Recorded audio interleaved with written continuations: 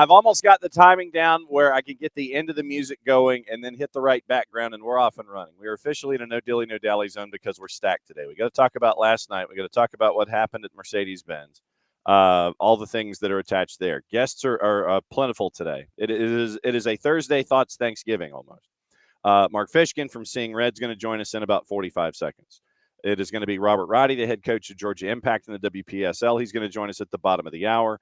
Nino Torres, our buddy from GOLTV, is going to have us tour the planet. We're going to do that at 10 o'clock.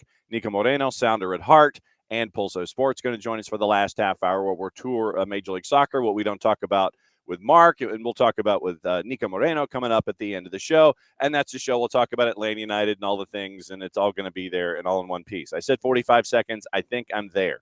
Mark Fishkin, Seeing Red, across all of the social medias and the blue sky. As always, my friend, great to see you. Thank you for batting leadoff, as always, coming out of a match day and getting ready for yet another match day.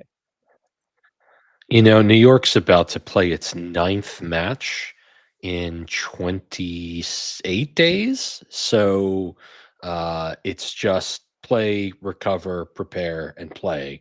And it's been like that on Seeing Red as well. So I'm looking forward to the international break, I think, as much as anyone. Play, recover, prepare, right, okay. play. So that'll be our mantra going forward until further. Okay. There you go. Last night, it was a 4-2 win over Charlotte. Bogac, Sofo, and Eric Maxim Choupo-Moting twice from the spot. Now that you've had the sum total of, 11 and a half hours to dice. What sticks in your head from last night as you get ready for the weekend? Well, this was a really rotated squad from Sandra Schwartz, and there were 7 players on the field for New York that are 23 years old and younger. And that is, has been the mission of the New York Red Bulls for a number of years. But to see it in such stark, rotated glory, there were a lot of fans that were like, wait. I mean, this team has played 2 Open Cup matches. One of them went 120 minutes in penalty kicks. They started the month off by getting trucked at Miami, which I guess happens. But they've won 5 of their last 7. And the fact that Emil Forsberg did not have to play yesterday, I think bodes really well for the weekend. So, yeah, I mean, Chupo with a penalty kick brace in 27 minutes of play, I'll take it. Charlotte's defense is garbage, and New York made him pay. So all in all, despite the fact that the traffic was ridiculously poor and it was 60 degrees and raining, it was a phenomenal night at Red Bull Arena. Oh, Sports Illustrated Stadium. There's a quarter in the jar. Well, look, they ain't paying me, and I don't subscribe anymore. So to me, it's Harrison, New Jersey, or anything else. So I don't know if you can subscribe to Sports Illustrated anymore. I don't know if it's a thing. I guess you don't can. They do like the once a monther instead of like the print in this economy? I know. Come on. It's because I think the boss here still may do the monthly SI, and I'm like, this is bleh. Why are we doing this? And so I'm trying to steer us away from that particular. As long as the check cashes, that's all Red Bull fans care about. So the starting lineup last night, Cornell in net, Edwards, Isla, Sean Nealis, and Duncan. You had Stroud, Edelman, Sofo, Wiki Carmona, Jinjar, and Bogac. I mean, that's that, and I do have a Friday question leading into the Saturday question because of all the matchups that are blending together with Atlanta United and Red Bulls too at some point.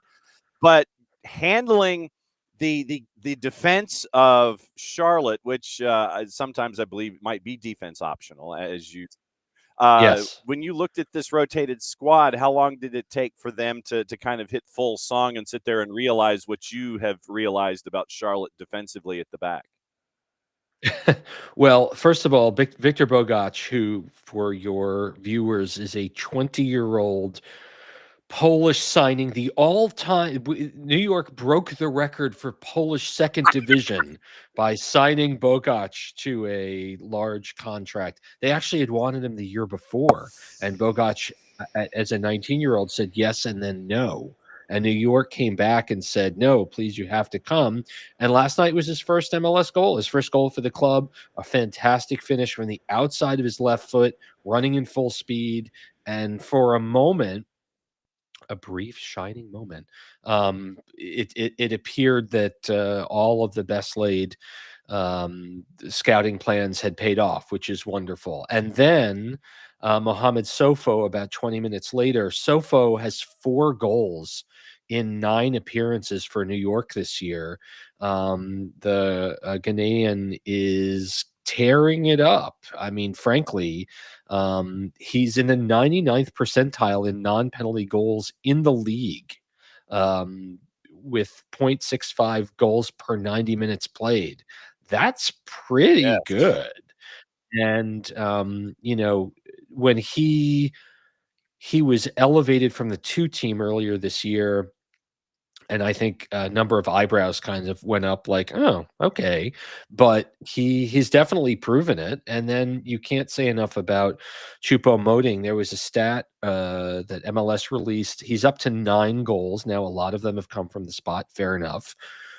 But his 9 goals after 16 games is the most goals this early in the season, going back to 2012 when Kenny Cooper was a member of the New York Red Bulls. Even BWP never scored so early in the season. He really took his time hitting his stride. So, I mean, it was a night where just about everything went right. Charlotte hit back on a couple of really quality counterattacks that, kind of an aged Raheem Edwards has struggled at times.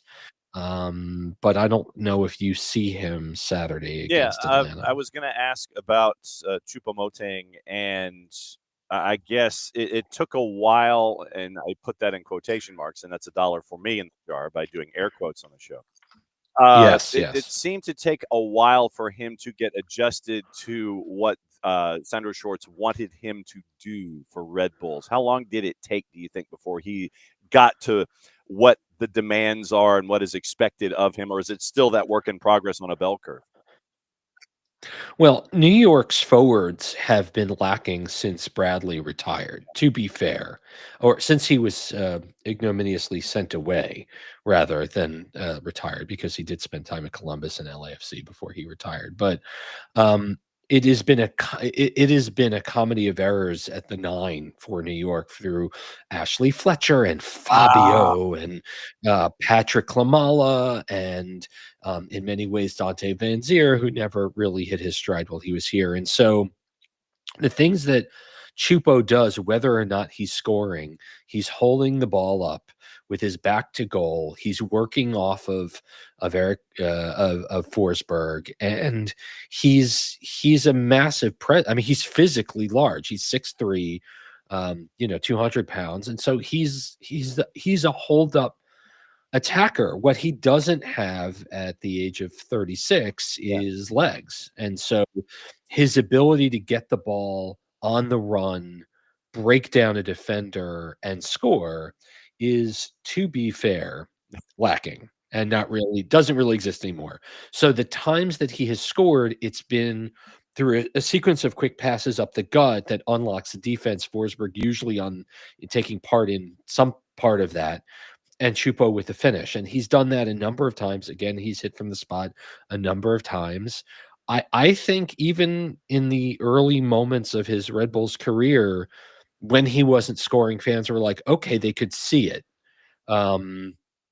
In the game at Mercedes-Benz, that I vividly remember one opportunity for Choupo, had the ball, was giving it down the right side, had one defender to beat, and I mean, that was a wonderful defensive performance by New York, but he, with a half a step could have gotten by the Atlanta defense, and simply he doesn't have it. But that said, 9 goals in half a season, I mean, that's just fine. Thank you. It reminds me almost of like the late career Kareem or Karl Malone, where you're a post-up player, you get it in the low block, you take your 2 steps, you hit your sky hook, and it still counts, right? I mean, and so when you have that as a reference point, I guess right now where the East is the street fight that we anticipated it was going to be. We do have a bit of a For sure. separation from last night with Philly's result now getting to double-digit wins, and it is 4 points separating 3 through 8, and two of them Yeah. are there right there in your footprint. When you look at Red Bulls, what are you the most confident about right now at this point of the season in the middle of this street fight in the Eastern Conference, and what concerns you the most about Red Bulls right now in the street fight in the Eastern Conference?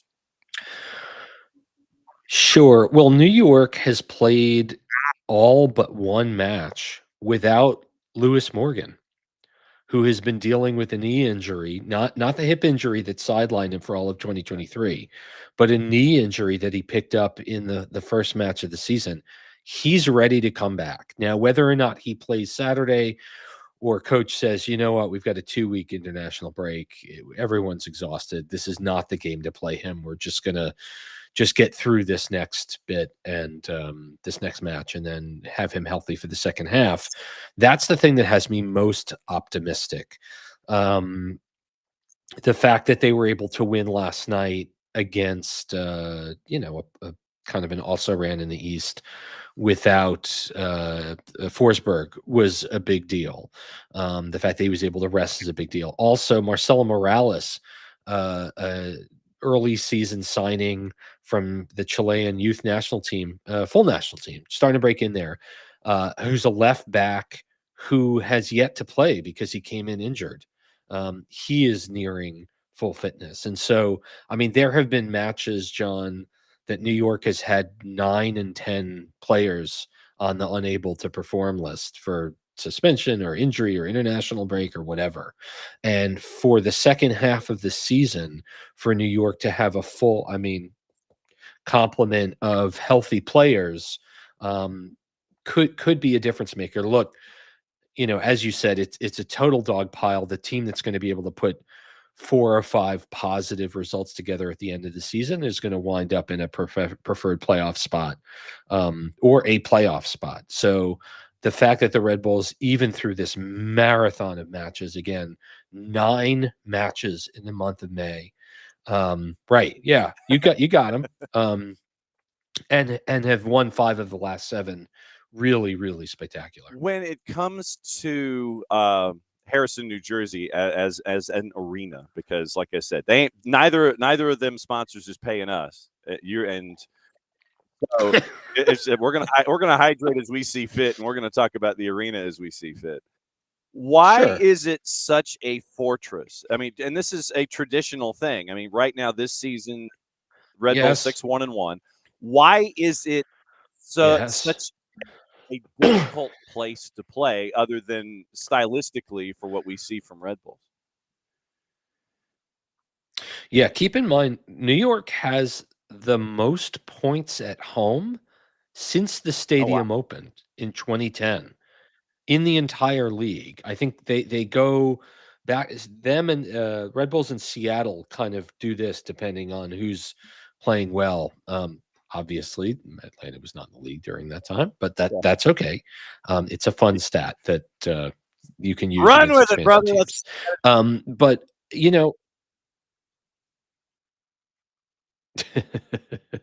but in the case of New York, whether it's the roof keeping the sound in, whether it's the closeness of the fans that attend, whether it's just the comfort level of the players, whether they work their press and their counter press to good effect, whether it's the noise coming from the South Ward. I mean, it has been a saving grace because the team's road form has been markedly poor this season. They have only 1 road win, and that just came earlier this month against DC United. That was last week. But they've been in most games on the road. I think that the loss to Miami was their first 3-goal loss in a year. I mean, like they usually play it pretty tight, which of course is maddening for their fans. But yeah, I think it's just a comfort zone. I think they feel a whole lot better playing at home, knowing that they are so strong there. Yeah, it's been nice to see. And I will tell you, the Red Bulls are running a really interesting promotion right now that will have an effect, hopefully, of boosting the crowd on Saturday. They have said, because they're so strong at home, if you don't have a Miami ticket for Messi's visit in July, if you buy a 5-game pack and the Red Bulls go unbeaten in those 5, you get a free ticket to the Miami game.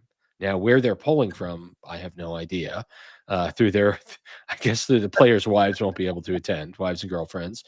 They are kids mostly, but so far they are 3-0 in those 3 games. So that you want to put that on the bulletin board for Atlanta to make more people unhappy here. When it comes to and anticipated in your brain starting 11 on the weekend, give me somebody other than the big names that everybody gravitates toward for Red Bulls. Yeah, like one of those B-plus guys, the ones that are below the radar guys, and your anticipated starting 11. If things are going well for Red Bulls, this under the radar person is key to that success. Yeah, you know who it is? It's Omar Valencia, who leads the team in assists with 5. Valencia is a 20-year-old Panamanian who has broken in at the national team level. He's only played 12 times, but he has been a massive surprise for New York in terms of getting on. I'm not saying he's making people forget about John Tolkien, but he has speed. He gets up and down the field. He's able to make that incisive pass into the box that unlocks an opportunity. And should he go Saturday, and I think he will, with Raheem Edwards getting the start last night, 11 hours ago, as you said earlier, 14 hours ago. I think he is a player that can absolutely make a difference. He played the first half in Atlanta, if memory serves, picked up a yellow card, and Raheem Edwards came on and spelled him for fear of him getting a second yellow. That's happened a number of times this year. And again, I think New York is waiting for Marcelo Morales to come on and really take and earn that spot and take it away from Valencia. But it hasn't come easy. And the idea that Emil Forsberg is trailing him in assists halfway through the season is shocking. So he is definitely the one to watch. As I promised, another handful of seconds here with our buddy Mark Fishkin from the Seeing Red Empire. Yeah. That is yes. Fiefdom. I don't know. 5 o'clock tomorrow afternoon at Montclair. It's a battle of the twos, and so it's on the network. Jason will have the call on this one for us. Atlanta United 2 and Red Bulls 2. Nice. We are the home of Atlanta United 2, and you are from the grouping of folks that you had playing last night. And now you get to go up against Red Bulls 2, another traditionally tough place to play at Montclair. It is a place where Red Bulls 2 have put up a lot of goals against a lot of opponents at Montclair in the past, and it's going to be an interesting one where Red Bulls 2, from the folks that were playing in the midweek, or at least available in the midweek, who will be available again in Harrison on Saturday. It gives a bit of a preview for folks, the hardcores. They get to see what the benches may look like, and possibly somebody gets a key contribution and a cup of coffee on Saturday. So I'm looking forward to these, and I wish MLS Next Pro would do this more, where you would have the second team match the day before as kind of like a precursor to the first team match. I just did. For the absolute Looney Tunes coming up for the weekend to get to see 2 matches for the price of 1. So Morales has been played with the 2 team last week, and from what I understand, did very well. I think the 2 team is something like 5 national team players, youth national team players. When I think about the 2 team, I think about Tanner Rossborough, striker who played on the U15 team a few years ago that won the MLS Next national hoo-ha. Think of Audrey Mehmedi, another young teenager who is definitely the heir to Tyler Adams in the New York defensive midfield. I think about Ibrahim Kasule from Uganda, that connection with Ibrahim Sagaya, who has lit it up of late. Matthew Dos Santos, American Academy kid, who's he also got a nab for the US U17 team, and he's had a couple of tremendous free kick goals for the two team. So yeah, I mean, come on out to Montclair, where every night is sit where you like night. I mean, they certainly haven't made it a spectator destination, but I think the strength of the two team has been no doubt a big reason why the Red Bulls are successful. Daniel Edelman last night for New York in the midfield had his 100th appearance in all competitions for the first team. 6-2-2-1. The Red Bulls 2 group 3-0-1 at Montclair as they get ready for it is Red Bulls Atlanta weekend basically. Hey man, Woo, hit the let's promo go. for me for everything Seeing Red so folks can find out what's going on. Yeah, on just about any platform that you have, you can find Seeing Red at Seeing Red NY. This is our 16th season of covering the Red Bulls, and we're on the Facebook and the YouTube at Seeing Red NY. So please come and subscribe. And John, it's always great to talk and enjoy the weekend of Five Stripes versus former Metro Stripes. I will remind your listeners that the first game at Bobby Dodd, I was there in my Metro Stars glory, listening to you all with not knowing chance going ATL, ATL, and the Red Bull supporters who were there replied with one song. You've only got one song. To which the Atlanta supporters replied with ATL, ATL, and we're like, that's the song. That's your one song. The library has increased since then, my friend. But for sure, an amazing night, and as one I won't forget. Yes, Red Bulls 2-1 as always, on my that friend, night. since you have the garage door opener, you know you can come in the house at any time, and it's always great to see you. And we'll catch up with you soon. Jason will be up there, and I know that the two of you will catch up and break bread Saturday in Harrison, New Jersey, as the first teams take it on. Good to see you, my friend. Awesome. All right, have a great there goes day. Mark Fishkin from Seeing Red, the Seeing Red Fiefdom and Empire, as he calls it.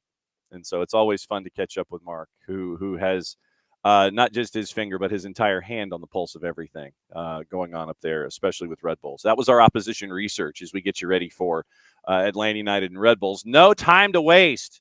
As Mark says, it is play, recover, prepare, and play. That's where we are. So obviously a big win for Atlanta United last night. We'll kind of be drifting in and out of that topic as we go this morning. Robert Roddie, the head coach for Georgia Impact, is going to be joining us here in a little bit.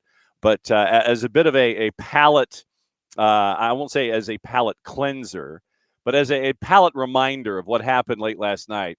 How about this from our friends at Apple TV and MLS Soccer? Mark Followell and Warren Barton on the call. Orlando with some emergency defending here. Otto Weston gives it away. Still another 4 minutes to go. Clipped in here, chested down low to the inside, and it's in!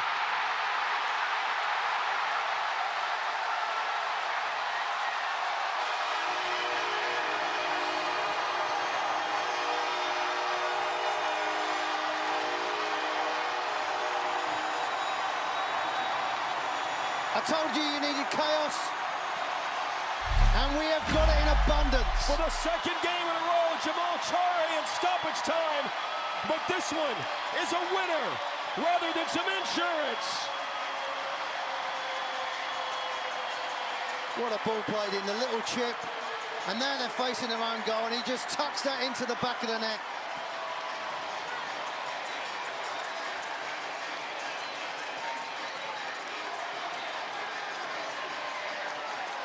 Jamal Chare and Bartosz Slisz. They did it Sunday, and they done it Wednesday nights at the Benz. And you asked me why I love this game. It never, ever disappoints you. How could you not love this game? It's emotionally draining, physically draining. Who'd be a coach? What a moment indeed. Jamal TRA gets the goal. And I think by the time that we're done, and Jamal's time in 727 years, when he's done playing this sport, we will find out that, and this was a point that Jarrett made yesterday on a bunch of different levels, that Jamal will probably sneakily finish at like second in goals scored in team history because of everything that he does as an absolute vulture. That Jamal will end up with that he will end up with the stats that he has, and it will be a fantastic run for Jamal, one of the true vultures in the business. But Jamal gets the game winner. All of the chaos that's attached to it, we'll have all of that. Tom, that is Mark Followell and Warren Barton on the call. That is going with native pronunciation. Sometimes that's how that Jamal. It can be Tiare, it can be Chiare, depending on where you learn the native pronunciation. So that is what we have seen from a couple of different places. Okay, time to turn the page quickly. Like I said, we're drifting in and out of everything. We're going from Atlanta United to goals scored to everything, to WPSL, to more goals scored, to touring the planet, everything. So I'm checking in the green room. He's properly hydrated, or at least he can be properly hydrated. So we're going to go check out what life is like for the Impact in the WPSL. Robert Roddie, what's going on? Are you properly hydrated, Coach? I'm good to go. Yeah, that's like my Bucky's cup ready. Oh, see, now that's a man right after my heart. I go into Bucky's and literally I come out $50 poorer when I'm building every single time, because it is the boss wants her spicy crackers and all of her spicy snacks and everything. I have to go and get the pulled pork and the banana pudding, and literally I'm walking out with like 4 bags worth of stuff every single time. It's heavier. Yeah.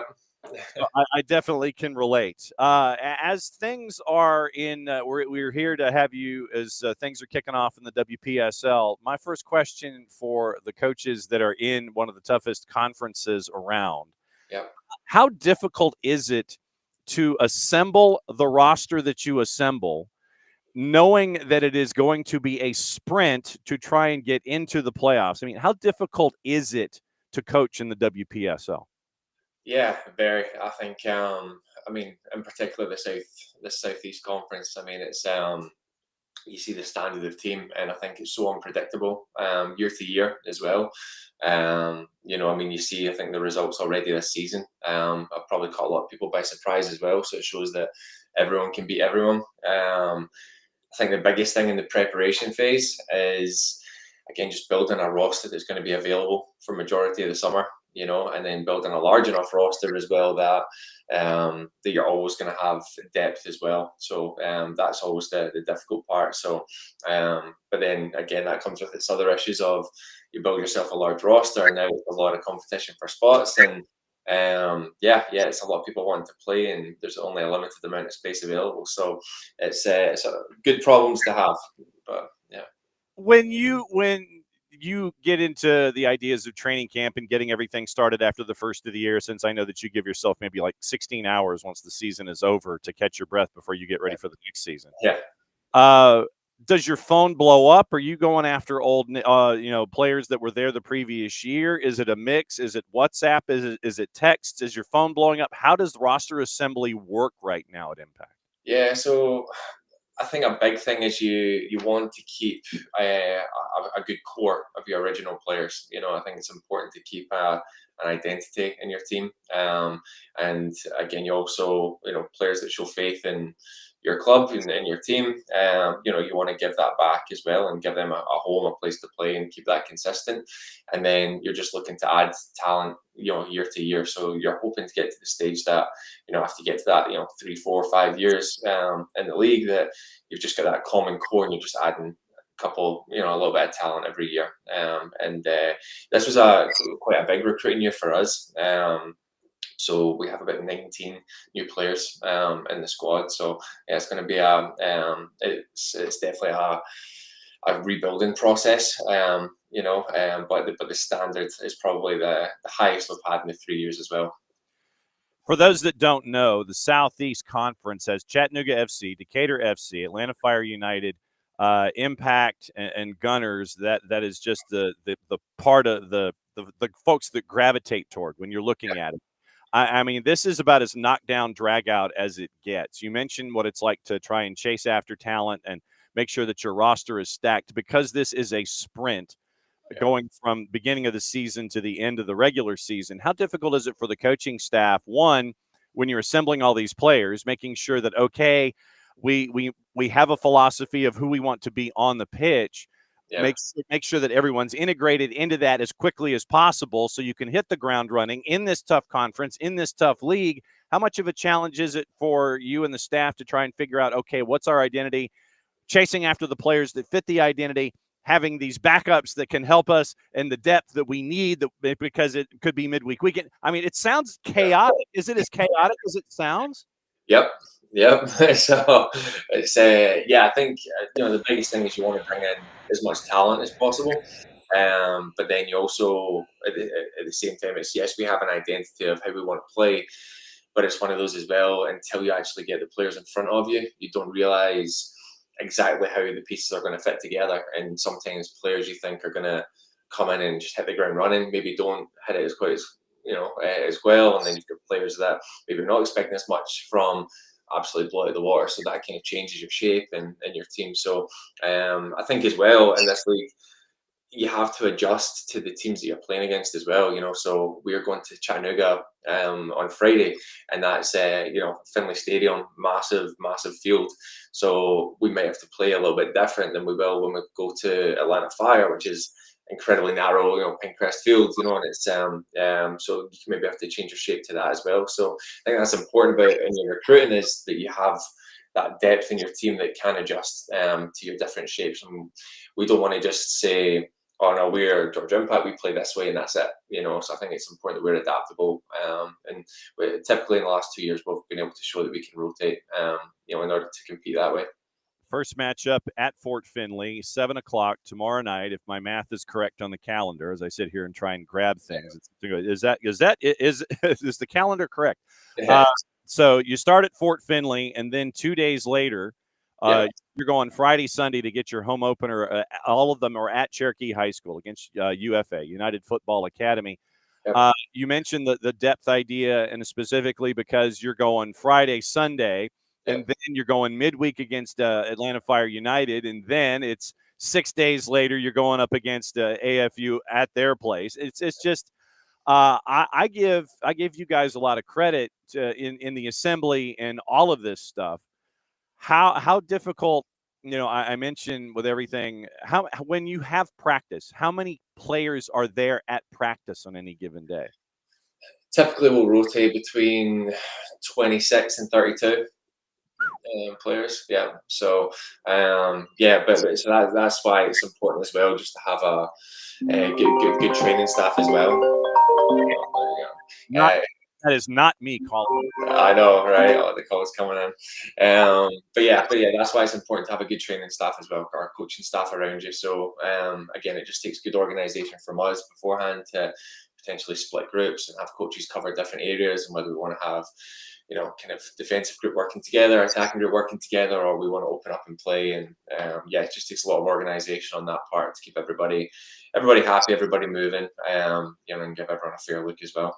Georgia Impact season opener in Chattanooga tomorrow. Home opener is on Sunday here. And Coach Robert Roddie hanging out with us here on SDH AM. For someone who's going to be walking into Cherokee High School for the first time and didn't follow you up to Fort Finley, who are some of the folks that they'll naturally gravitate toward when you look at your roster and some of the larger names that folks may know or may have a knowledge base about? Who are some of the folks that they'll gravitate toward this season? Yeah, I mean, I think Anna Weir, in particular, she was a fan favorite last season. Virginia Tech forward. She had a great season for us last season. Then again, Virginia Tech in the fall there. So coming back off an injury, so we're working our way back in. But she was always someone that was exciting for a lot of the players or a lot of the fans and our youth players that came out to watch and support. Just again, fast, tricky on the ball, and can kind of score a goal out of nothing as well. So she was always someone very exciting. Maddie Stoddard's a new one to us. Only a couple of practices in. Currently playing at Auburn, and incredible pace about her. And I think she'll be one that kind of catches the eye of a lot of players as well. And I mean, honestly, there's a lot of individuals, but I would say some of the new players as well. One of our new centre backs, Anna. Very similar to our centre back Maddie Hook. So Anna, Division 1 centre back, but again, tall, pacey, great communication at the back. So we've got a lot of good pieces that have added to the depth of the squad, which is good. So now it's just we're ready to kind of see them take off. It's interesting that because of the footprint that is there, north of Atlanta, up there in Cumming and North Fulton County and Cherokee County and such, you got a lot of players who basically have the opportunity to come home. And I find that really interesting that you have all of these players that want to come back and be a part of something in the WPSL where they might have been going to high school. They might have played against Cherokee. They might have been, Woodstock, Roswell, what have you. But they always want to gravitate and come back home. I think that that's really cool that they want to come back and be a part of something that's being built there as Georgia Impact continues everything that you guys have on your dossier and what you guys have planned. I think that that's really cool that folks want to come back home and be a part of something too. Yeah, it's massive, and I think it shows the type of players they are as well. Good family, people as well. They spend the year away, from the family. They want to come back, and I think for us to be able to give them the opportunity to play close to home as well, it's only an added incentive, rather than spending the summer away from the family as well. So I think I think that's important. It's important to what we're building towards. Again, we want to be very active in our community, and we want soccer to be a benefit to the players around us, for the youth players to follow our team as well, and then it's again just give the community an event, a family atmosphere to come out for as well. So we're all building towards the same goals. Another couple of minutes here with Robert Roddie, the head coach at Georgia Impact, as they get ready for the WPSL season here in 2025. For those that may not know how three-dimensional things are with Georgia Impact, can you break down everything that's going on up there at Impact and how you're not just a WPSL franchise here in the spring and summer, but there's a lot of other things going on as Impact continues to grow there up there in the Canton Woodstock area? Yeah. So we're going through our most chaotic time of year at the moment. It's so obviously we've got the youth side of things, which has it's tryout season right now. So we're going we have our 3-year-olds all the way up to our 19-year-olds. The club's going through a massive growth spurt at the moment. So with our record numbers just now, so so we're adding multiple teams in there and growing that side. Our youth side's moving into Girls Academy, Aspire moving up, and so there's great growth on the men's and the female side as well. And then outside of that, we then grow into our Cherokee Youth Foundation as well. So through the Youth Foundation, we're doing a lot of kind of soccer in the street type idea, but we're doing a lot of soccer in schools. One thing we're particularly proud of is the Strive program that's run out of Cherokee High School. What we do is run a soccer program inside the school, and basically there's a lot of kids that weren't going to school, failing in classes and whatnot. So what we did was start a futsal program, and if the players show up to school, they get to play in the futsal program as well. So before you know it, there was over 120 kids that we got back on track to graduate just by adding in the soccer program in there. So there's a lot of different stuff like that that we don't overly advertise that we do, but it's one thing that's a massive part for us of being able to give back to the community and help out with the schools. And again, soccer, there's so many different aspects to that. Of we want to add on, the professional team coming next year, and we have that look, but at the same time, there's a whole community where soccer can affect them as well. So it's just using soccer to help as many people as possible. Yeah, when you mentioned the professional team coming online, all I'm sitting here thinking of is more interviews where your phone continues to blow up. Yeah. Wow. How many hours in the day is everyone up there at Impact putting in right now, considering it's the most hectic time of year? You mentioned everything from 3-year-olds all the way up to 18 in the academy. You got the WPSL going on. You've got the plans coming down the line for the professional franchise. How busy is it up there right now for you guys? I would say the phone wakes you up in the morning, and then you go until about 2 a.m. and then you'll calm down a little bit, but it's non-stop. But it's all for good reasons, and it's all with a vision on the end goal of what we can be. So it's worth it. No doubt about it. As always, my friend, great to see you, and I'm glad we were able to catch up before the season kicks off, because I know, as we say, it's midweek weekend, it's weekend, and then in the midweek, and then everything going on in one of the toughest conferences there in the WPSL. So it's great to see you, my friend. Don't be a stranger. We'll be knocking on your door, and I know that Maddie's spending a lot of time up there with you, and it's always fun to see what she gets to cook with you folks up there at Georgia Impact. As always, my friend, great to see you. Don't be a stranger. Thanks, John. Appreciate it. There goes Robert Roddie. He's going to go get hydrated. Maybe some more. You know what? I figure, what's in that Buc-ee's mug of his is probably coffee. And I mean, like all the way up, because you saw the size of that thing. It's about that big. It's the one where they sit there and it's like, $13.99 gets you this mug. $6.99 gets you the mug. It's like, well, wait a second. It looks like it's the same size, but for some reason, it's like it's less that you can pour into it. The $7.99 short mug that looks like it's the same size as the $13.99 mug, and he's got the $13.99 mug, and I'm sure it's filled with coffee. Trust me. So I'm glad we were able to catch. I'm glad we were able to catch up with Robert and find out what's going on up there at Georgia Impact. Once again, season opener tomorrow for them in the WPSL. They're going up to Fort Finley to take on Chattanooga FC. And then they turn around. All of their home matches are at Cherokee High School. And so if you are up in that part of the planet, recommended that you go and catch what's going on up there with Georgia Impact as they get ready for their schedule in the 2025 WPSL season. Once again, it's May 30 on the road, June 1, June 4 at home. It's a 6 o'clock start on Sunday. So 6 o'clock on Sunday against UFA. Then Atlanta Fire on the 4th at 7 o'clock. So now he's going to have me look at my schedule here and see timing. Okay, so they're going Friday, Sunday, Wednesday this week. So Friday at Fort Finley, Sunday at home, 6 o'clock, Wednesday at home, 7 o'clock, and then they get 6 days to catch their breath before they're on the road at Atlanta Fire on June 10th. So that's the first 4 matches in the sprint that is there for Georgia Impact here in the 2025 season. But as always, it's great to catch up with Coach Roddie and find out what's going on up there with the Impact. Our buddy Nino Torres from GOLTV coming on at the after the top of the hour. We're going to go tour the planet because there's everything going on there. And then our buddy Niko Moreno joining us in the last half hour, where we will go over a lot of everything that happened in Major League Soccer last night. We finally have the chance to kind of calm down and catch up with that. It's great to see everybody last night that fought the weather and fought everything that made it over to Mercedes-Benz Stadium and was there for chaos personified for the second match in a row. But obviously you take it and you run. Absolutely true. So let's say hi to everybody who's in this morning. Morning, Dawn Star. Morning, David. Yes. And to David's point, says, good morning. The game was drunk.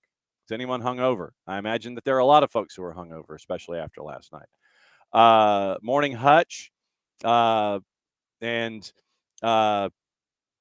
asking about AM59 and Miggy. Tom, welcome back. Morning to Tom. He says it wasn't the joy suck he's been accustomed to. Yes. Heard the early goal almost turn around and went home. But good morning, Tom. Glad you're here. Let's see. Morning, Michael. Morning, and they're going back and forth.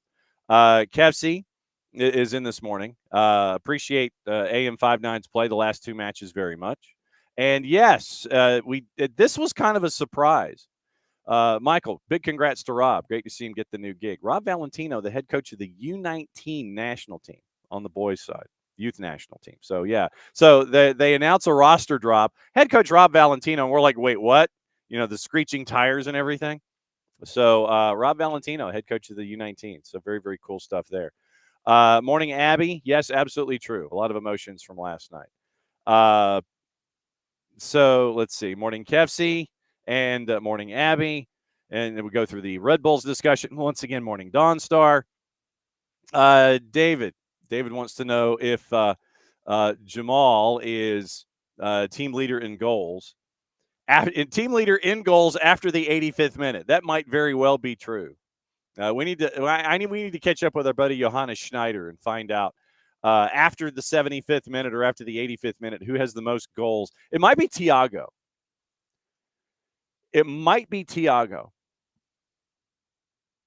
So my guess is that it might be, well, it might be Joseph, it might be Thiago, but if you're thinking like 85th minute and beyond, I think that Jamal has to be in the conversation. So yes. So morning, David. And David is in this morning. Girls have played up at Impact tournaments and regular matches and observations. Most tactically efficient teams we have played in the ALSCCL. The young referees and ARs at our games, amazingly adept and well-trained, impressive group of young officials. And morning, Bart. Just know that everybody loves you and that we're all thinking about you. So, yes, and the big hug, definitely. So next time you see Bart, give him a big hug. So that is everybody that is in this morning. So once again, going over the after what happened last night, we'll go through some of the stats and we'll go through some of the player performances and go through the numbers in this match. And I legitimately think that in the matchup, once Orlando got the early lead, we have seen, and I made this point last night, and I'll reemphasize it here. There have been times where you've seen Oscar Pareja drop back into a bit of a shell. It's like, I got the lead, I'm cool. It's like, I'm going to try and get out of here and get out of here in one piece and not chase after that second goal. And I think that the old Oscar Pareja that we were used to seeing, say, short of maybe 2 years ago, was the one that we saw after they scored the first goal early. And then it took them a while to turn the engine back over. And by that point, Atlanta United had tied it. And then it was game on at that point. So starting lineup last night for Atlanta, Brad in net, once again, your back five. Ronald Hernandez getting the start because I'm imagining that Ronnie Dyla was looking at Pedro Amador starting at Red Bulls. So you don't want to play somebody for a full 270 minutes. So Ronald got the start last night. Abram, Derek Williams, Matt Edwards, Sabalob Janidze, Jay Fortune, Bart Sleesh, Alexei Miranchuk, and Latte and Miggy up top. So on the night, Alexei graded out at an 8.6. I guess I go through SofaScore. I know that a lot of you go through FOTMOP. Alexei, G plus A was a 0.55, had the goal, and it was 2 assists. He got a hockey assist later on. 46 of 53 passing at 87%. 4 key passes for Alexei last night. 1 cross, 4 long balls, 4 of 5 on long balls. The 1 big chance created. Shots on target, and then he also, helped out defensively, which is something we pointed out in the past, had 1 pick and 2 dribbles passed. But the number that stuck out to me after last night was Matt Edwards. Matt Edwards, as one of your 3 center backs last night, 68 minutes before he was subbed off, did have an XA of the 0.13. 1 clearance, a tackle, and a dribble pass. 1 a duel on the evening. You wouldn't necessarily, as a right center back, maybe get involved in a whole lot of duels. 42 of 42 passing. 42 of 42 passing for Matt Edwards last night. For a center back to go 42 of 42, that is insane. I cannot remember, period, the last time that I saw anyone with as high a passing activity go straight at 100%. I legitimately cannot remember the last time that someone went 100% with that high of a number. 42 of 42 passing last night for Matt Edwards, 2 of 3 on his long balls, in addition to everything else that he contributed to defensively. Shutting the door down as your right back, your right center back. Then Jay Fortune, once again, we always discuss everything involving the younger players because of our knowledge base and seeing them and having them grow into the first team. Jay Fortune and Jarrett mentioned this last night. You don't want Jay Fortune passing at 100%, but he was pretty damn close. He was pretty damn close. 57 of 66. So Jay Fortune on the night, 57 of 66 passing at 86%. 1 key pass, 1 cross, 3 of 5 on long balls. Successful on the dribble 1 time.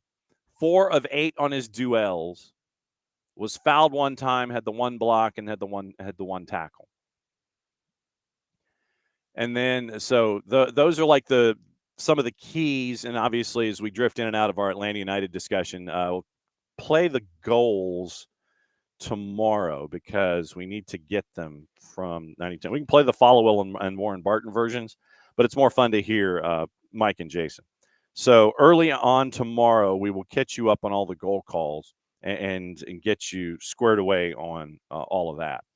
But Nino and Nico in the Power Hour coming up here in just a little bit. Numbers across the board, and it was if you go to SofaScore, what SofaScore does is they have a momentum chart. And for the second match in a row, one was because they had a lead and was trying to get out of town at home. The 1-0 win against Portland. Then you had what happened last night with Atlanta United. And after the one stretch early in the second half, short of the end, it was all Atlanta United. And that control of the second half. Literally, it was Atlanta United maintaining all the momentum, and they kept it, with all the passing numbers and such. But you ended up getting Oscar Pereja a red card. You end up getting a red card for Araujo for hands to the neck of Mateus Klick. So Araujo goes, and that started the chaos like in the last 15 plus. The Araujo red card that was administered in the 77th specifically. But you end up with the chaos that was there. Down 2-1, Atlanta United comes back. Bart Sleesh from distance, and I want to say it was from about 25. Bart Sleesh ties it at 2, and then Jamal gets the goal at 3-2 at 90 plus 5. Bart, by the way, on the night, played the full 90 minutes. And he has come, forward in the last handful of matches as well. Had the 1 goal. His XG and XA was a .17. 50 of 56 passing last night for Bart Sleesh at 89%. 2 key passes for Bart. 2 for 3 on long balls. Had the 1 shot on target for obvious reasons. Then defensively, 5 of 10 on his duels. 2 clearances, 1 pick, and 4 total tackles. 4 total tackles on the night. 2 clearances, 1 pick, and 4 total tackles for Bart Sleesh. So, Bart as that pseudo 6, whatever you want to call it. Like I said, we always mention about formations being loose constructs. But, when everything is going forward and Bart is like your left-sided center back, and I put that in quotes, just to make sure that you regain possession and can come back forward because you're a man up and you're trying to take advantage of the man advantage. So those were the numbers of some of the key players from last night. But the number that the Matt Edwards passing number stuck with me for the entire night, especially when we talked about it in the postgame show. Possession 60-40 on the night. I mean, obviously in the second half with a man down, and it was even long before that when Atlanta United was dominant. So let me go through the second half stats just to have them. Atlanta. And for the second week in a row, Orlando only had 30% possession in the second half. Like I said, last week it was because they had a 1-0 lead against Portland. This week, it was because they had a lead, and it's like, you all do the work. 70% possession, 0.98 expected goals for Atlanta United compared to 0.42. 2 big chances, 8 total shots, 2 saves for Brad compared to 1 for Gillespie, 8 corners, 4 each. 10 tackles, 7 of them by Orlando. 5 yellow cards, the 1 red. 3 yellows for Atlanta, 2 for Orlando, the 1 red card to Araujo. So you get into, let's see, passes, once again, 44% of them in the middle third compared to 36%. Long balls, it was 15-12 by Orlando in the second half, but it was on 32 attempts compared to 18. So Atlanta only had 18 long ball attempts, completed 2/3 of them. 3 crosses compared to 1. Duels, Orlando won the duels battle in the second half, 18-25. But, and they were also successful on the dribble 4 times out of 4. Won 71% of their tackles compared to 2 out of 3. 36 recoveries in the second half for both teams, 19 for Atlanta United. 35 clearances for Orlando City in the second half compared to 12 for Atlanta United. Obviously, once again, you can tilt those numbers from, say, the final 15, 20 minutes, and that would give you the reason why. Keeping, once again, 2 saves for Brad, 5 goal kicks for Gillespie. And I still wonder, I legitimately still wonder how Pedro Gillespie, it took that long for Gillespie to get a yellow card.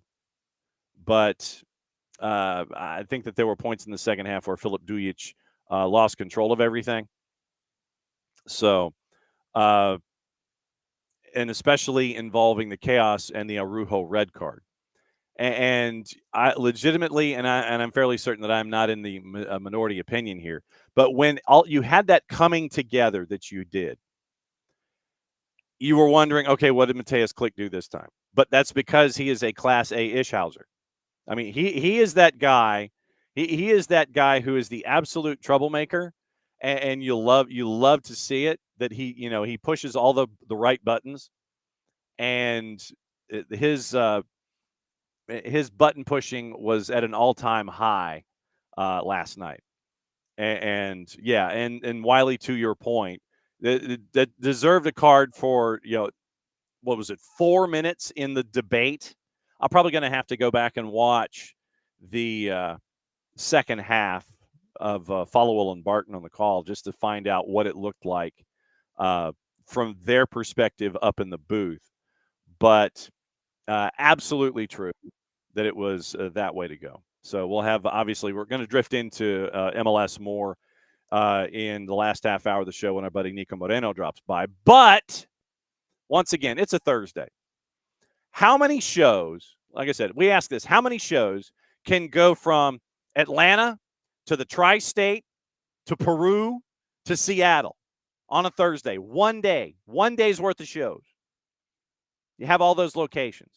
How many shows can go to all those places? I'm holding up that finger. 1.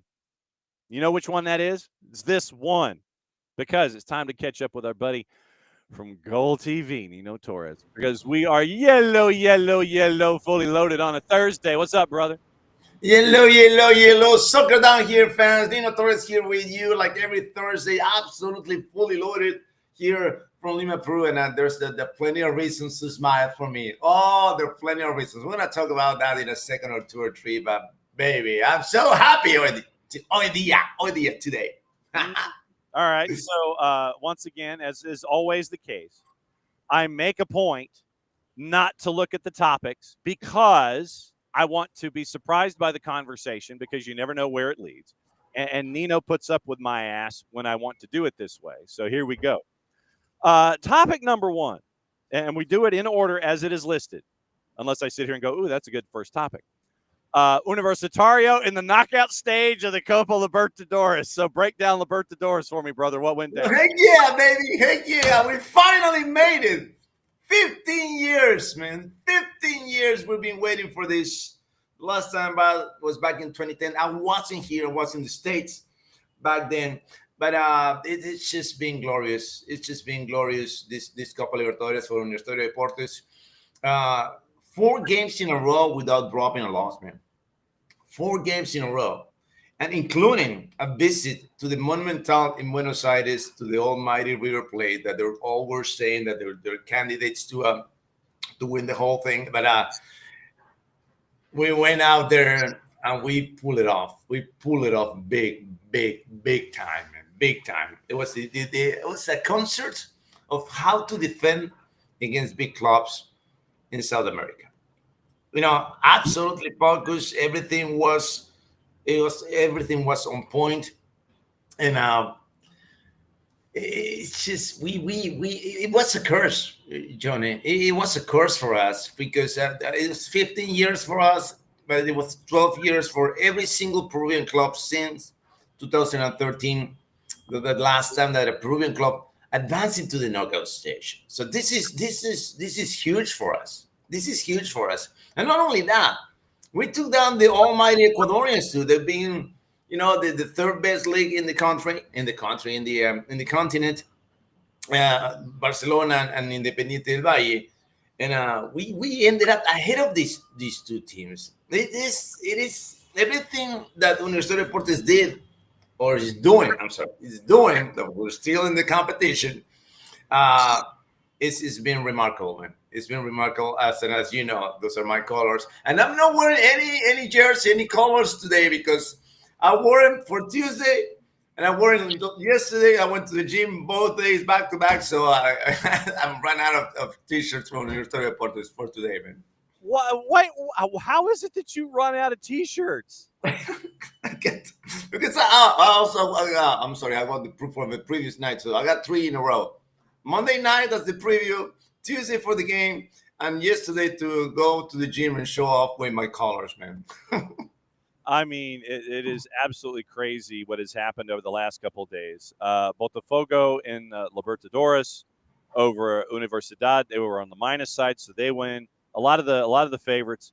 Botafogo advance, they win. Estudiantes out of Argentina beat Carabobo, big favorite there. IDV over Barcelona, and we pour one out with Barcelona being eliminated. We pour one out for our buddy Sir Second Castle because we miss out on the wardrobe going forward. One of the best dressed dudes on this or any other planet.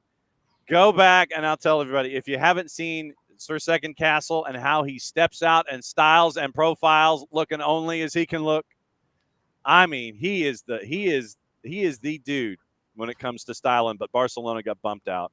And it was not pretty. So that's just a small part. When you look at Libertadores, from everything else, what else stands out in your mind from the group stage and how everything is going to go forward from here? There's a huge game tonight. They are both qualified already. It's Peñarol versus Vélez Sarsfield. They're both through to the knockout stage, but there is one caveat here. All right, there is for the knockout stage, all the number ones are going to be in one side, and all the number 2s are going to be in the other side. And according to the number of points that you get, is going to be according to your level of performance, you're going to go number 1 seed, number 2 seed, number 3 seed. All right, replay already is out of the 1 and the 2. All right. Yep. So the thing is, if you are number 1 and number 2 seeds, you have the the advantage to close every series from now on to the finals at home. Okay. So that's why the game against Universitario Deportes was also big for River Plate, because everybody was saying here in Peru, all the haters, right? Of course, and the River Plate is really qualified. They're gonna play against a team that doesn't care about it. No. Every game matters, and they lost it. I mean, they didn't lose the game, but they lost a chance to qualify in second to be the number 2 seed, because the number 1 is is for Palmeiras, and probably I know I said that there might not be a Brazilian team winning this Copa Libertadores this year. I said that a couple of weeks ago. Yeah. Oh my God, Palmeiras is scary, man. Palmeiras is freaking scary, brother. They destroy Sporting Cristal. We want to talk about that in a minute about Sporting Cristal, but yeah, Palmeiras is scary. It is really scary. Not the other ones. Not so much Sao Paulo. Sao Paulo is not impressive. What the other teams? Internacional. It was a massive night against Bahia. Probably the most intense game in the entire group stage. That was this Internacional versus Bahia. It was back and forth. It was ridiculous. But other than that, I think the only Brazilian that's scary and truly scary is Palmeiras. Anyone else they're humans. These guys are not human. No, they're not. Group A, Estudiantes and Botafogo advanced. Universidad de Chile is your 3. Group B, River Plate, Universidad Deportes. You get through. IDV had 3 goals less in goal difference, and that was the difference for you guys advancing through. IDV is your 3. LDU Quito and Flamengo. And do you want to talk about El Grupo de Morte? LDU Quito, Flamengo, and Central Cordoba.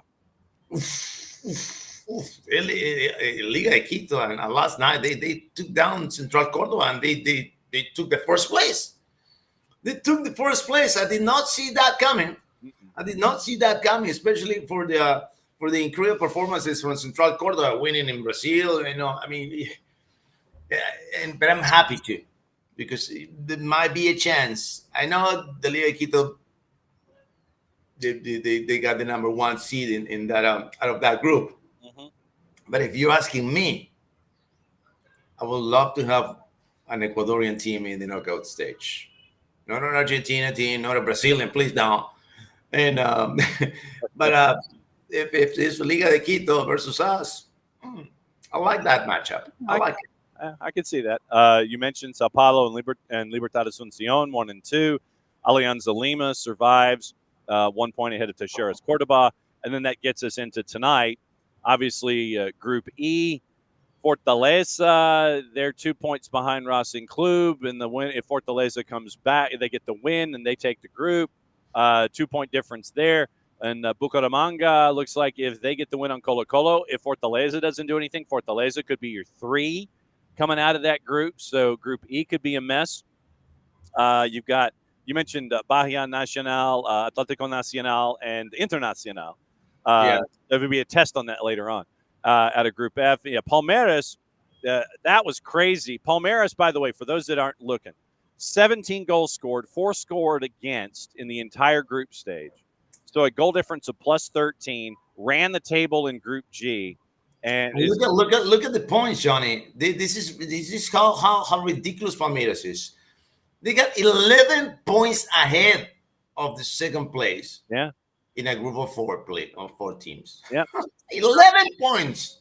11 from the second place. Jesus Lord. Yeah. And I'm so happy too, Johnny. I'm sorry for this couple of dollars because we got Mula, baby. We got Mula for Universidad Deportes. 4 million. It's 4.5. It's not 125.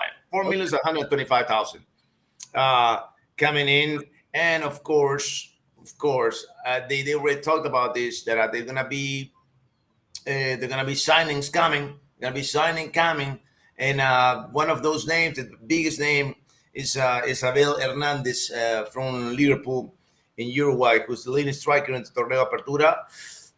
It's crazy, right? I think they heard me saying this, man. I think the front office heard Nino on Monday nights when I'm talking about the Liga Uno, because I said if we need to get one number 9, I will get this guy.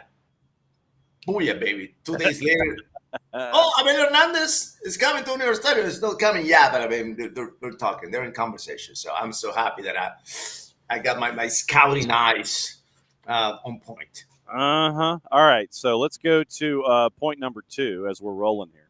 Soccer won't have 1 or 2 kings. There will be we 3 kings. Please explain, sir. Everybody knows, right, about Lamine Jamal. I know he's ridiculous talent, right? Yeah, he's all right. And you might heard about Palmeiras, and you might hear about this kid Estevao, right? Mm-hmm. Estevao, 17-year-old kid, brutal, sensational. And you know what makes me so happy? And all three Kings are all three are wingers and right wingers. Coming from the right, but they're lefties, right? That's inverted wingers. All three. Lamine Yamal, Esteban from Palmeiras, and Franco Mastantuono Okay. from River Plate. 17-year-old. And you know what's crazy? That all three Kings, future Kings, are all built. You see these kids, you don't see a 17-year-old, all skinny and and tall. And no. These guys are well built. Well built. And Esteban and Franco Mastantuono, the condition of the quality that all three share is this. They don't flinch. They make the right decisions. And they have patience. How much patience do you have at 17, Johnny? Me? Zero, man. Zero, brother. Zero. I was just like running through the walls. And yeah, literally, I crushed my dad's car a couple of times. But anyway, that's another story.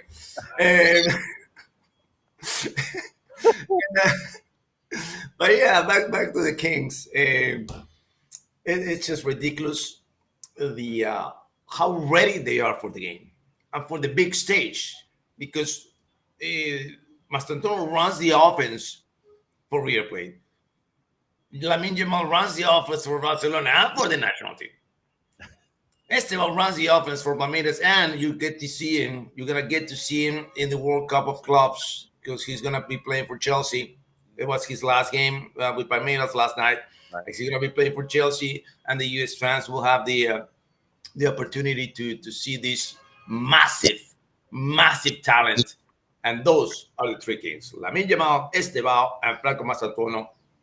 The future is here. Well, and you mentioned Chelsea. If I'm not mistaken, my grid, Chelsea kicks off the Club World Cup here in SDH headquarters. Oh, nice. Going up against, I think, the winner of the play-in game between Club America and LAFC. I think Chelsea gets an Atlanta date. I've got to check it out. I haven't seen that. I'm not World Cup club ready yet. It's kind of like we'll get to it. Topic number 3, and for those that have the young earmuffs for about 20 seconds. The Battle of the Bastards in Portugal ended in death threats. So it's stupidity down here is topic number 3. Yeah, it's wow. I thought I'm sorry, guys. I'm sorry to the audience, right? Because it's been bad news lately coming from me. But I gotta tell you a story. I mean, this is the stories that the people need to know. Yeah. And of course, I'll do my reference to that great show, this Game of Thrones, Battle of the Bastards. You all remember that was the craziest battle of the series, and that happened in Portugal in the final of the Taça de Portugal and Nacional do Jamor Stadium. Where a sporting club made a comeback and beat Benfica coming from behind. It was overtime. It was 7 minutes of injury time, 7 minutes of injury time. The game was for 3 hours, I think. I'm to exaggerate. But there were a lot of probably Godinho is the most controversial referee in the entire country in Portugal. Okay. And yet they choose him for the big games, brother. If I have a history of controversies, so please, no, I'm not taking that game. I'm sorry. It's gonna be horrible, But they're still taking him. Yeah. Why you choose this guy? There were at least 4 red card situations, but Johnny, I'm talking about outrageous calls. Violent tackles. The guy didn't call him. He went down and talked to them, called the camera. I say, I'm here. I'm Godinho. Hey, put me on the camera, boy. I'm still in the spotlight from the game. All that, all good, all right. Benfica, the fans were all mad because the red cards they should have been awarded to Sporting. To be honest, I saw the clips because I wasn't watching. Right, I wasn't watching the game because I was calling a Uruguayan game, but I got the updates on my phone, and I was like, "Oh crap!" So it was 1-0 until the minute 93. Okay. 1-0. Minute 97. Ooh, Sporting scores. Boom, overtime. I was like, all right. Then 2, then 3. Ooh, 3-1 Sporting. Oh crap! What did Sporting do to Benfica? And all the fans they sending me the clips and all right. That's the funny part, right? That's the fun part. We all know what happens. Yeah. But today, no, we're getting serious. Today, Mateus Royce, who was the player for Sporting that got the most serious tackle on a Benfica player. He actually stomped on a Benfica's player. You got to check it out, man. You got to check it out. Stop on the head, all right? He received death threats, not to him, but to his family, to his child, and to his wife. And he got to flee the country to Brazil to protect his family because of these death threats from Benfica. I mean, I can't call them fans. I mean, criminals with Benfica's colors. I'm gonna put it like that. Yeah. And so that's happened this morning. This morning, you gotta flee the country because of death threats. And the message was like, "Oh, where are you gonna stomp your foot now? If we have your kid, if we have your wife." I mean, seriously. You gotta flee the country, brother. Wait, what the hell? What in the blue hell? Matt, has someone feel compelled to run that kind of stupid ish when they're talking about it? No, I really. I mean, you. There are times when you run out of words, but in situations like this, it's where we need to step up, and I think that if you are part of the legal system in the country, you got to figure out who that is. You got to track down the social media. You got to track down. You got to ping cell phones. You got to charge them to the fullest extent of the law and what they can get charged with. Whether it's harassment and on up. But I mean, this stuff, it's stupid. It's got to stop. I know that it won't, but I know that I'm being Pollyanna-ish about it by saying it's got to stop. But when you find these folks and you can charge them to the fullest extent of the law with the appropriate charges of, public death threats of athletes, I mean, find these people, put them in court, and I don't care. Whatever it is, put them in jail for however long, max it out, and make sure that there's a lesson that is learned here with all of this stupidity. I mean, absolutely, it bugs absolutely.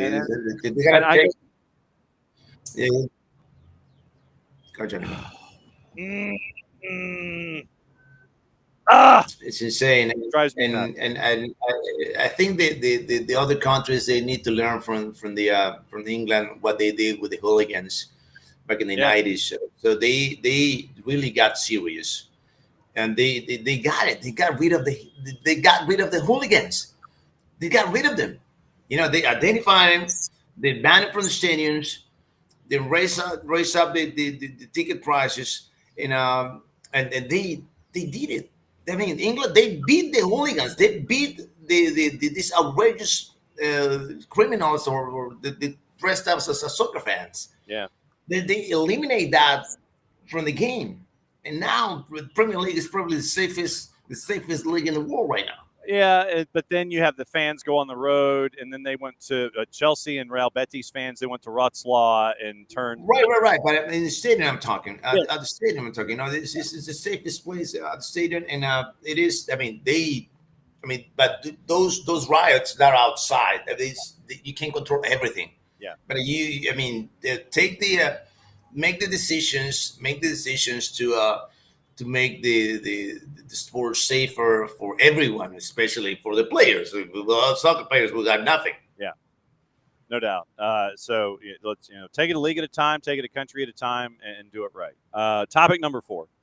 You mentioned Palmeiras destroying Sporting Cristal, and the drama in Peru is at its peak. Hit me. Brother, you know those the South American telenovelas, soap operas, right? Oh, yeah. I mean, we got the biggest soap opera right now in Peru with Sporting Cristal, because I mean, in the last, I want to say, since the 90s, in the modern era of Peruvian soccer, Sporting Cristal was the most prominent team or club in the Copa Libertadores in the international stage, right? They're number 3 in terms of championships in Peru, behind Alianza Lima Sporting and Universitario de Deportes. But when it comes down to the international competition, they were the ones that led the way for the Peruvian league. Not anymore.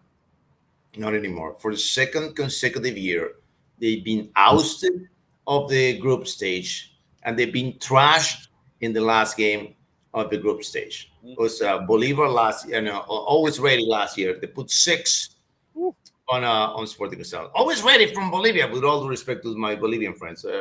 I'm sorry, but you're not famous for biggest gloves in soccer. Always ready, destroy Sporting Cristal. Now it was Palmeiras. Okay, Palmeiras, all right. They're the best team in South America right now. But still, the issue here is that the front office of Sporting Cristal. So to give you a context here for all the fans in soccer down here, Sporting Cristal before was run by the biggest beer company in Peru, right? So they got all the money that you can imagine, right? So they got everything in pace. Everything was on time. They were well organized, well structured. That's why they get the results. But then they switched. There was another group that bought the team, bought the club. I think it's 5 years ago. Okay. It's like 5 years ago. But this is a group of young guys with money that they think that they can run the show like it's FIFA. But this is not FIFA. All right. This is not PlayStation, brother. All right. This is not the game. The real game doesn't work like that. Yeah. So they made tons of bad decisions, one after another one, and there's no. They don't identify themselves with the colors. All right, they don't understand what it's like to be a Sporting Cristal. They don't understand that. What would you think if you're president, right? Yeah. If you're president, let's say you're I don't know, Soccer Down Here FC plays for the MLS, right? Okay. Yeah. All right, we go out there. There's a press conference, and your president goes out there. Yeah, we are the Eternals, number 3. We were the third ones in the league, whatever, because the number 1, number 2 belong to them, to Universitario de Deportes and Alianza, right? And we were the number 3. We're in the back seat. I'm gonna be here forever until who knows when. What? How in the world you say that? How? Respect yourself. Say, I don't know, we are one of the big 3. If you say one of the big 3, that's cool. But don't say we are the number 3, whatever, and we're gonna be 3 forever. Crap. Since that day, the Scotland letter was on all the freaking front office representatives from Sporting Cristal, and the fans are mad at them. And then last night, after that disaster, the Palmeiras Stadium, the media was on fire. Every single channel. They were destroying this. They were not destroying the players, not the coaches, the executives. Okay. The front office has been on fire, and it's going to be on fire for who knows how long. Don't know. We're number 3. We're number 3. You see? No. No. Oh my No, you don't say that, brother. No. No, you don't. It's like, look, we're going to get our own car. We're going to go to the next lane of traffic. We're going to be driving right alongside you. That's what you say. You might have the fancy car, but we're going to get our own car. We're going to get out there. We're going to be number 1. We're going to be right aiming for number 1. We're going to be right there on the quarter mile. We're going to get after it with you. All right. So what are you calling this weekend? You get a weekend off? No. No. We don't have a weekend off. No, we got the because remember, in Uruguay is the only country in the planet that has 3 tournaments. The Intermedio, yeah. Intermedio, yes, it's all the Intermedio this weekend. And I made my I call the boss, right, because Champions League is on Saturday, and I want to watch that game. And I never asked for anything, for any favors. Only probably once a year I got a request, right? And before they send the schedule out, boss, can you put me in the last game, please? I want to go in the last. I don't care if Nacional and Piero playing at 3 p.m. I'm not going to be calling that game. Put me later on the day. And they did. He was like, yeah, I know why you're calling me. I know why you want to watch, right? Yeah, okay. That's fine. Yeah, that's fine. You go late on the day on Saturday, and I'm going to be calling, what's the game that I'm calling? It's Miramar versus Racing. Yeah, Miramar and Racing Montevideo. Yeah, I'm going to be calling that game on Saturday night, and then Peñarol on Sunday. And on Monday, Boston River, attention Kentucky, Boston River is playing Monday Night Soccer. 6 o'clock against Juventud, and they are a slight favorite at home. Yeah.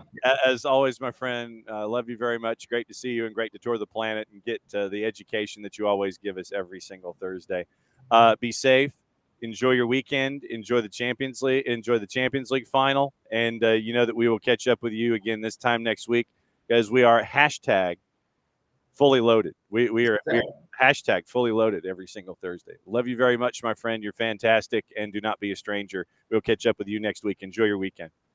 All right, Johnny. Thank you. See you next week, guys. Appreciate it. You got it. There goes Nino Torres from GOLTV. And no lie, Nino's doing the Intermedio right now in Uruguay, and with him calling that action, yes, I do watch on Fanatis, fntz.co/soccer down here. I watch GOLTV, and I am literally attuned to trying to find the matches that Nino calls, because we always have our conversations offline. It's like I'm watching a match gets out of control. I'm sitting there, he'll say something, he's talking to the officials, or he's talking to the fans, or talking to the players.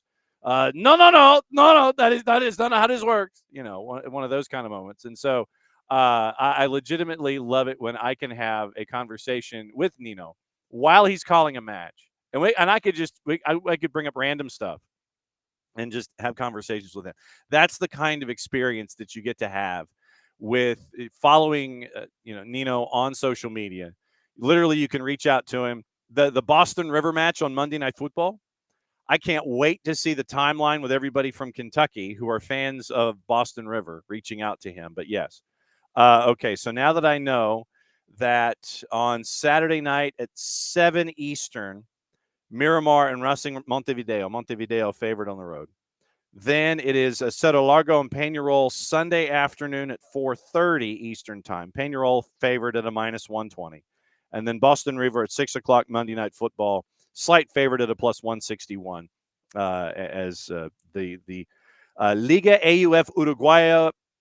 Just look, it's the Intermedio. Just go ahead and say it. It's the Intermedio. That's what it is. And so, as always, it's great to get the worldwide education from our buddy Nino, as he gets to educate me on a weekly basis.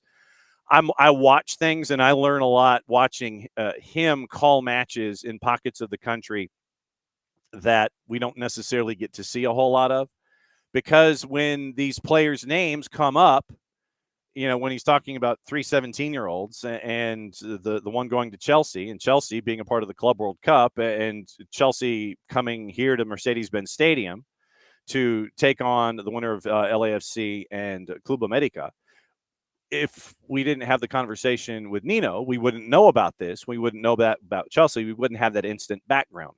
And so to continue selfishly to continue my education and then just kind of introduce what's going on around the world, because you never know when these players might be brought up in transfer conversations and things like that. We are an informed electorate. More than anything, we are an informed electorate here at SDH. Hand over the heart, swing back and forth, hit the lighter, that's what we do. And to be able to share all the different parts of the planet. And look, the planet is not as big as you think it is when it comes to the sport and where players are coming from. And especially with extraordinary transfer windows that are coming in just a few days' time, you're going to see names that are going to get floated. And you're going to go, hey, you know what? I know about that person because I was hanging out on SDH and we got that kind of conversation. So it's about being an informed electorate and finding out what's going on around the planet, because you never know when you're going to be watching something, sit there and have that knowledge base and go, yeah, I know what's going on. All right, last half hour of the show. As we always maintain, what show can go back-to-back from Peru to Seattle? This one. And so we're going to do that. We're going to go from Peru to Seattle, bring in our buddy Niko Moreno, where it is bright and incredibly early. What cup of coffee are you on, sir? Number 2, man. I am wired. I am ready to go. It was a wild Wednesday in MLS. We got great results in Atlanta, in Seattle. I mean, I've been watching a lot of soccer, and I got a lot of coffee in me right now. That's all you guys have to know, SDH family. Oh, fantastic. He's got the coffee in him. I know that there were a couple of things from last weekend you wanted to get into, or at least one thing specifically that you wanted to get into before we talk about what happened in the midweek. And it was stupidity down here involving what happened in San Diego. And that was some scary stuff that was going on after a match in the 200 section at Snapdragon. I mean, what has the conversation been like since all of that scary video came out from last weekend? What's the conversation been like? I feel like it's been too often that we're starting to see this, because in San Diego, even that's not the first incident. I mean, this one was pretty bad, but I've heard that there's been plenty and multiple fights in San Diego because of the rivalry with the LA teams, and it just, to me, that's one thing that MLS needs to eradicate from their game and their culture, is those sort of situations. There's no need for a fan base to feel like they have to. And I'm not a single out San Diego. I know that there's issues in a lot of stadiums. Not always is there somebody with a phone, and not always do you get video of what's going on. But that's just something that we need to eradicate. And we do not need to become, the Argentine League, or Colombia. It's very known in Mexico for the fan bases to become. There's one thing about supporting your team, and then there's a whole different aspect of just being this radical group that cannot see or stand the other sections. You could blame the alcohol. You could do whatever you want, because we see it in NFL stadiums too. I mean, just more of like independent individual types of situations. But when it comes to soccer, I feel like if we don't do a better job at understanding that that's not passion, that's not what we want to see as part of the game, then we're gonna essentially turn into those leagues where some of these situations become the norm. Yeah, and we can't have that. Under no circumstance can we have that. Last night, it was the midweek for some, as folks are playing 3 matches in 8 days. And it was chaos in Atlanta. We played Mark Followill and Warren Barton's call earlier in the show about Jamal Chiare and what he was able to do at 90+5. Atlanta gets another win against 10-man Orlando, who had a red card, and Oscar Pareja had a red card because I believe he said something from one coach's box to the other coach's box. And the thing, when you say stuff like that and you want to run smack, apparently, there's a gentleman that's kind of in between the benches, and he's commonly referred to as the fourth. Yeah.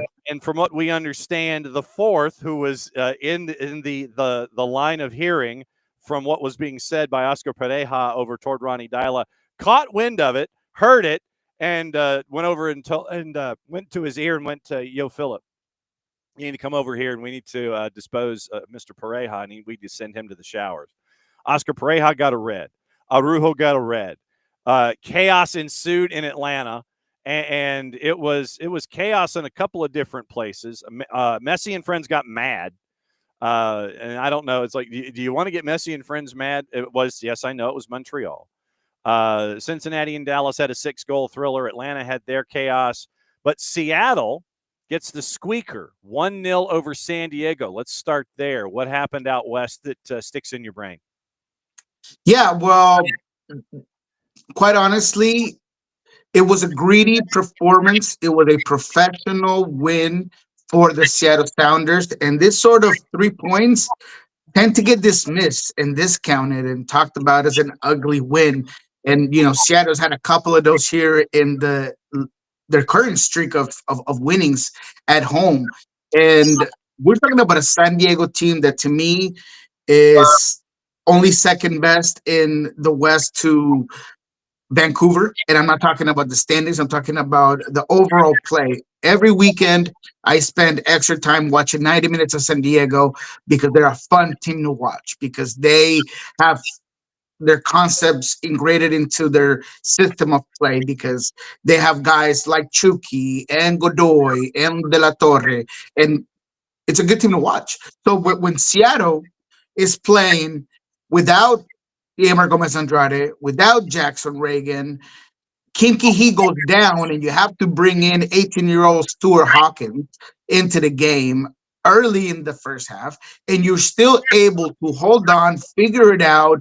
Jay Bell does whatever he can with a guy that he's played with in Tacoma Defiance before, but who was clearly nervous. I mean, there were moments in this game where Stuart Hawkins just looked nervous, and you're supposed to be when you have 20 minutes to your name, when you're young, when you're playing a San Diego FC team that did a great job at just, whether it was Dreyer or Valkyrie, or that front four, that front three in their 4-3-3, they move so much. You never have one reference at the 9 position, so it was a difficult game, and the Seattle Sounders were able to figure it out.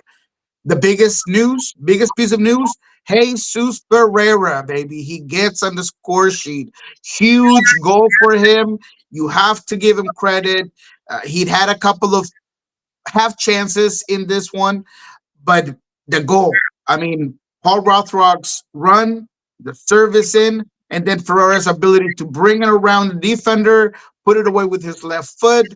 You could just feel the monkey come off his back, and I'm just happy for him. This is a guy that's in a couple of days gonna be a dad.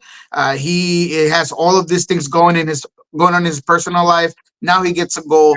I thought that it was a tremendous win by a Seattle Sounders team that, once again, the narrative is that, they beat Dallas, they're a whatever team. They beat Houston, they're a whatever team.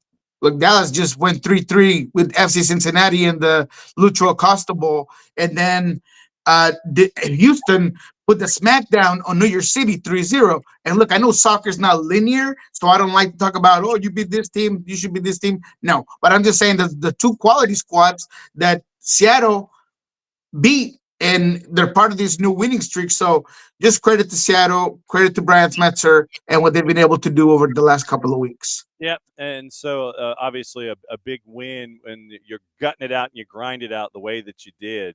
And when it comes to, and I admit that I'm going to be kind of jumping around here since we're on the topic of Seattle. I know that literally matches just ended, 12 hours ago. But what does your gut tell you about readiness? And since you are Sunday Night Soccer, as the Loons come to town, what does your gut tell you about availability and what things may look like against a team that doesn't want the ball? They think the ball's got cooties or something. It's like every time they touch the ball, they feel like they need to wash their hands. And it's a team that really doesn't thrive in possession. They want you to have the ball, and I think that would mean that that there's going to be increased responsibility on the individuals that might be 18, 19 Tacoma Defiance-y kind of players going into this matchup on Sunday night. Yeah, I don't expect super heavy rotation when it comes to maybe bringing up players from Tacoma Defiance, but I do expect to see JP, who came into this game, Danny Leyva, who's been just jumping at the moment where he gets on the field. You saw Kalani Kosariense come in. I think it was 20 minutes that he had against San Diego. And man, his job was to figure out how not to let Chucky do Chucky-like things. And he did a great job, man. I mean, intercepted a couple of balls. He's repressed. So that's a guy that you're going to see in this game against Minnesota. So to me, the real difficult part is going to be the back line. How fit is Jackson Reagan? Brian said that he was only ready for 30 minutes. He was on the bench. That's why he decided to go with Stu Hawkins. So how ready can he be? Is it going to be Jay Bell and Jackson Reagan? That's going to be the biggest issue, the biggest problem. But moving from there on forward, I think that you have a lot of options, right? You got the possibility of Georgie on the wings. Paul Rothrock, he didn't play full 90, so he's probably going to be a guy that you're looking at. Are you going to be able to figure out if Ferreira is going to go at the 9 again, or do you drop him a little bit and let Musovski go back to figuring out if that streak can still get going when it comes to his goals and kind of the new vibe that he's had? So there's a lot of options for the Sounders team. The Loons have never won at Lumen Field. I don't expect that to change, although I do respect what Ramsey has been able to do with the squad. And like you said, maybe they play against the run of play, but they're this ball constructor that just kind of wants to wrap you around and not let you do your job. And that could be dangerous. We've seen him had a lot of success this year. Look, Seattle's playing the number 1, 2, and 3 best teams in the West. And they've already put one down. They got 2 to go. The Vancouver game, you'll likely get 9 guys that won't be available for that game as they get prepared. Vancouver does for the CCC final against Cruz Azul. So you expect it to be a heavy rotated team. So Seattle, man, they're looking pretty good to finalize this first portion of MLS play before the Club World Cup. So I think Seattle's going to be able to do it against the Loons for sure. Yeah, and it's right now you're at a minus 120, and the Loons are a plus 318, draws a plus 257. We'd mentioned the craziness with Atlanta. FC Cincinnati and Dallas did not have the over at 5.5 on my bingo card. Miami angry, winning 4-2. Houston going to Yankee Stadium and winning 3-0 in the East. We had Mark Fishkin from Seeing Red on in the first half hour of the show talking about Red Bulls and Charlotte. Philadelphia over Toronto, Columbus and Nashville, a 2-2 draw. Everything else out west, Austin and RSL, a 1-1 draw. San Jose over LAG by the final of 1-0. Portland 2-1 over Colorado. Vancouver and Minnesota, goalless draw. They were the last ones on the board. LAG continues with the goose egg. I don't know. I know that we were looking at maybe the RSL game, the last match here on the weekend, that could be the one that could snap things for LAG. I just look at it and I'm kind of like, I throw my hands up at this point. It seems like LAG tries to find more ways to lose, and they find them. It's they're like Charlie Brown with the football, man. I don't know what to think about LAG anymore. And even when they get clear chances, Yoshida gets a good header there at the end of the game that usually would go into the back of the net, but it doesn't, right? It was a very back and forth game. It was a very evenly matched game. I'll say that. And that doesn't talk well for LA Galaxy because this is a San Jose team that has some severe injuries and that they're probably not at their very best. Although I thought Harks had a fantastic game overall. I thought that when Judd came in, he wanted to score on his former team. Spinoza has been light out. But speaking specifically about LAG, they just have no commitment to their offense anymore. I mean, it's so sporadic. It's not consistent. It's not what it used to be before, where you were figuring out how many goals LAG was going to score. It wasn't if they were going to score, it's how many are they going to put on us. That's completely gone. It feels like Painso, his confidence has gone down. But the big one for me is Gabriel Peck. He's a guy that looks frustrated, that looks to be in this like cage of inability to affect the game. And even when he does get forward and does right things, when he comes to the final third, he's just not there. Greg Vanny ended up apologizing to the fan base after the game. I mean, it's just all bad in LA. And I'm glad I gave him the end of the road goodbye. You know, when I hit the boys to men, you know it's over for you. And what Greg Vanny needs to do is start focusing on how he's gonna make this rest of the season, the second part of the year, a positive, whether it's a run at Leagues Cup, whether it's obviously changing the way he's playing right now and making the fan base interested again. But when it comes to MLS chances, man, when it comes to playoffs, you want to talk about playoffs? I can't even see it. I can't see it. You're 16 points back right now, and you're coming up one match short of halfway. But I would say a couple of things about some of the score lines that you mentioned, because I thought it was so interesting.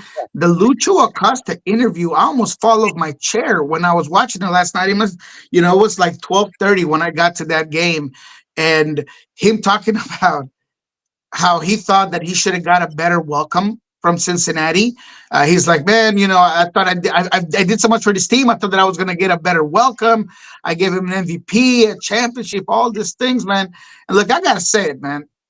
When you're the guy that decided to leave, whether it's because of money or because you were upset at whatever it was your decision to leave, man. That's like when Ara left the Mariners and him expecting to come back to glory. I mean, that was never going to happen, man. You bounced on your team. You had 2 years left, if I'm not mistaken, of his contract when he decided to make the switch to Dallas. So that was your decision. It's not like you were walked off. It's not like you were told to leave or traded against your will. So I just thought it was interesting how he was so sure that he was, I don't know, going to get this parade as he walked into Cincinnati. And of course, it wasn't that. The fans were booing him. They were upset because it does feel like, hey, man, we had a great thing going here, and it was your decision to bounce. Well, and I don't know why folks feel compelled to sit there and go, well, I'm no longer, I'm on a different team. Therefore, when I walk into the building of my old team, I think that my old fans should cheer for me. No. This is the Dikembe Mutombo finger wag, sir. This is no. You're wearing different colors. You might get the respectful, yay, in some situations, but then when you start touching the ball when the match is on, then it's boo. No, it's not like, oh, yeah, yes, Lucha, you're fantastic. It doesn't work that way anymore. Don't work that way. No, and look, no one departure's all the same. Sometimes there's animosity from, whether it's a coach or a front office person, but the fan base most times has the players back. And like you said, they're going to give you that initial response where they will, give you a standing ovation or whatever, and then games gets going. You're wearing the opposite jersey, man. You're shit out of luck, man. We're going to get on you. But with Lucho, it was none of that because he's the one that started the motion to leave a fantastic Cincinnati team to go to Dallas. I mean, that overall just seemed kind of funky, and it did seem like it was about cash moves everything around me, cream. That's what it was about. It was not about anything other than cash, in my opinion. So I don't know what he was expecting, but I thought it was an odd thing to say. He would have had a way better response by just taking the high route and being like, look, I get fans are upset. I'm just happy to be a place where I was great at. That's it. Keep it simple, keep it short. But I thought he did himself a disservice, to be quite frank. Olaf Melberg out into all caps. And this was a stunner you've really got to be just fed up with a coach to let them go, and you're not even at the halfway point of the season. When you saw this news come across from all caps, what stuck in your head? The front office decided we're going to admit we messed up and we should have done better, and that this guy was a misfit, and that's it. But I was surprised because we talked about it on Monday on Love and Scorchers, and Ari was sure he was going to get let go. And I was like, man, I don't know if the front office is going to be willing to say, look, we spent all this time finding the new guy, and we're just going to let him go this early in the season and not give him a chance to figure it out. I think they'll just write it out. But like you said, you have to be real upset with either the attire on the bench or the way he's treating the players and the poor performances. But whether it was the shorts or the bad play, they let him go, and I was surprised. I don't know if the coach bump is going to get this team anywhere, and I think it's hilarious because you look at the guy that you had before, and he's first in the East, and he has a team that is just flying high. So the grass is not always greener, and I think that San Luis just found out that they messed up. Well, and now are you to that next stage where if it's not the players and it's not the coach, then is Lutz Pfannenstiel, the GM, now the one who is on the clock from the folks above him, considering that he was the one that brought in Carnell. Carnell, season number 1, no one's got a book on the pitcher called up from AAA, and, he goes 5 2/3, gives up a run, 2 men on base, and he gets, switched out, and they go on and win the game. Then when you get a book on St. Louis, year number 2 is like, not happening. And then now you're in this year, and you freak out early, and you fire Carnell, you have your interims, and now you bring in Melberg. Melberg lasts 15. Then you've got Coach Critchley coming up from All Caps 2. And so where are we now on the general? Are we in the next stage of this when it comes to who's got to be on the clock now? Yeah, absolutely. And look, I know that fans don't like to hear this necessarily, but I always say that a front office panic to let go of coaches and not allow what in Spanish we call like a 3-year process of a coach just having time to build his curriculum, build his ideology. It's a loser mentality, and fans don't like it because they want to see results, and if results don't happen, heads got to roll, and we got to fire the coach, and we got to fire whoever. So to your question, to me, the head that has to roll, it is in the front office. It is the GM who's making all these wrong decisions, who hasn't really been able to optimize what he has. Even the players that he brought in that seem to have some quality and seem to work out haven't really been doing that because you have not put them in a position to succeed. And that just goes back to the GM. Is this roster really good enough to be better? I don't know. I think it is, but it's all about having a good fit and a good system for your players. And I don't think that GMs are looking at that. And by letting go, all of it's just basically a panic move of just trying to figure out if something's going to give. But I don't know if the spaghetti is going to stick, to be honest. I really don't know if much is going to change. I mean, you look at what's going on the interstate to the west, and Peter Vermes out. Kerry Z has taken over. They did get the new coach bump, and now they're ahead of St. Louis in the standings by goal difference and such. But still, it's going to be interesting in the Midwest. We're going to catch up with the Ball Watchers guys tomorrow at 10:30 and find out what their vibe is on the whole thing. All right. And that's a different move, right? And we're talking about Peter Vermes that had been there, right? And you didn't just decide to switch everything up, bring a new guy, get the guys on a whole new system, a whole new concept, and now you're going to do it to them again. I know the interim head coach is going to obviously do slight changes, perhaps, and it's going to be about the same. But again, very different situation. I just think that if a front office decides to do the job, 6 months, 12 months to do interviews, bring in the right guy. Anytime that you give him less than half of the season, you messed up. It's on you. Yep. And so then what do you think happens with All Caps playing the first match of the weekend against San Jose at home, 2:40 Eastern time on Saturday afternoon? They're favored at a +104. San Jose's on the road at a +220. What do you think? I'm taking that 220. I'm taking that to 20. I like San Jose. I like what they have been doing, even without Chicho Arango. I think that Juwan Jones is going to be a defining move for this team. He's been so good overall. The balance has been better. The volume of play. I like San Jose, man, and I think they're going to put it down on St. Louis. Messi and Friends hosting Crew, 7:40 Saturday night. Messi and Friends are a plus 106. Draws a plus 283. Crew are a plus 214. What do you think?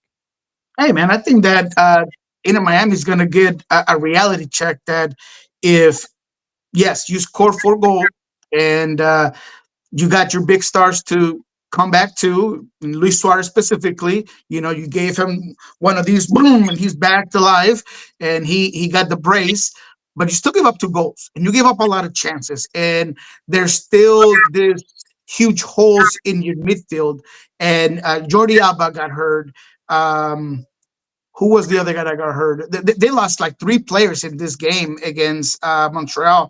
So to me, Columbus is a whole different animal, and you're going to go and find out that if you are feeling like you are going to be able to rely on just Messi magic and hoping that Luis Suarez scares people with his trajectory and what he brings onto the field, I think that Columbus is not the one that you want to do that to. And I think Columbus is going to win this one. What I will say is that there's going to be a lot of goals because Columbus has been honestly uncharacteristically bad defensively. In my opinion, they've been giving up such easy goals. I was looking at the Nashville game, which Nashville is very good. They do what they do well. But there were the second goal against Columbus. I mean, the way they just allowed the ball handler, the guy on the ball, to just kind of come in the 18. I just feel like there's going to be a lot of goals in this one, but Columbus will end up having the win. Jordi Alba leaves with a leg injury. This is from Michelle Kaufman at the Miami Herald. Jordi Alba replaced by David Martinez, who played center back. Noah Allen shifted to left back. Gonzalo Lujan injured going down in the 12th minute, replaced by Tomas Aviles, who limped off the field at halftime after an ankle injury. So you've got all of that. You've got problems at the back. Jordi Alba, Gonzalo Lujan, Tomas Aviles, they all get dinged in this matchup going up against Crew on the weekend. That one's going, I don't know, man. That one's tight. That's no, it's difficult, man. And look, I apologize. It was late. That was the last game I watched, and I'll admittedly say that Montreal is the team I watched the least in MLS overall. So that game wasn't the most exciting one for me. But yes, I think that those are injuries where you don't want him at either for a team that's had so many issues back there. I honestly feel like Mascherano is going to have to change the formation and just figure out how he's going to be able to just play against the run of play and maybe just shore up the defense and figure out how you could play off the counter. Because if you continue to go in this route, Miami's going nowhere, man. Not like this, not giving up the amount of goals that they're giving. LAG hosting RSL at a plus 124. RSL's a plus 194. Draws a plus 264. Late night Saturday. What do you think? I don't want none of that, to be quite honest. But I would say that if I had to put some money on it, it would be on the draw. And I only say this because although RSL has become the Diego Luna show, I feel like in this one, LA Galaxy, with all the problematics, regardless of what happened and the way they lost San Jose, they looked a little bit better, at least defensively, and at least trying to possess the ball into certain ways. So for me, RSL hasn't been great either necessarily. So I see a draw there happening. All right. Seattle, Sunday Night Soccer, hosting Minnesota United. Seattle's a minus 120. Minnesota United a plus 318. Draws a plus 257. Ooh, yeah, that's going to be a tough game, man. I really think that I would not just add on to the fact that this will be a draw, but Seattle's going to have some moves to make, and they're going to have to figure out a couple of things. We already talked about it. We don't need to repeat them. But Minnesota being as good as they are defensively and Seattle being as comfortable as they are in possession, I don't want to call it a snoozer, but I don't think there's going to be a lot going on in this game. It might be one of those where if there's a set piece moment that gives Seattle an opportunity to get ahead on the goal, maybe that changes things because it forces Minnesota to get out a little bit more. But I feel like this is going to be a draw. Can there be a moment where Minnesota wins for the first time ever in Lumen Field?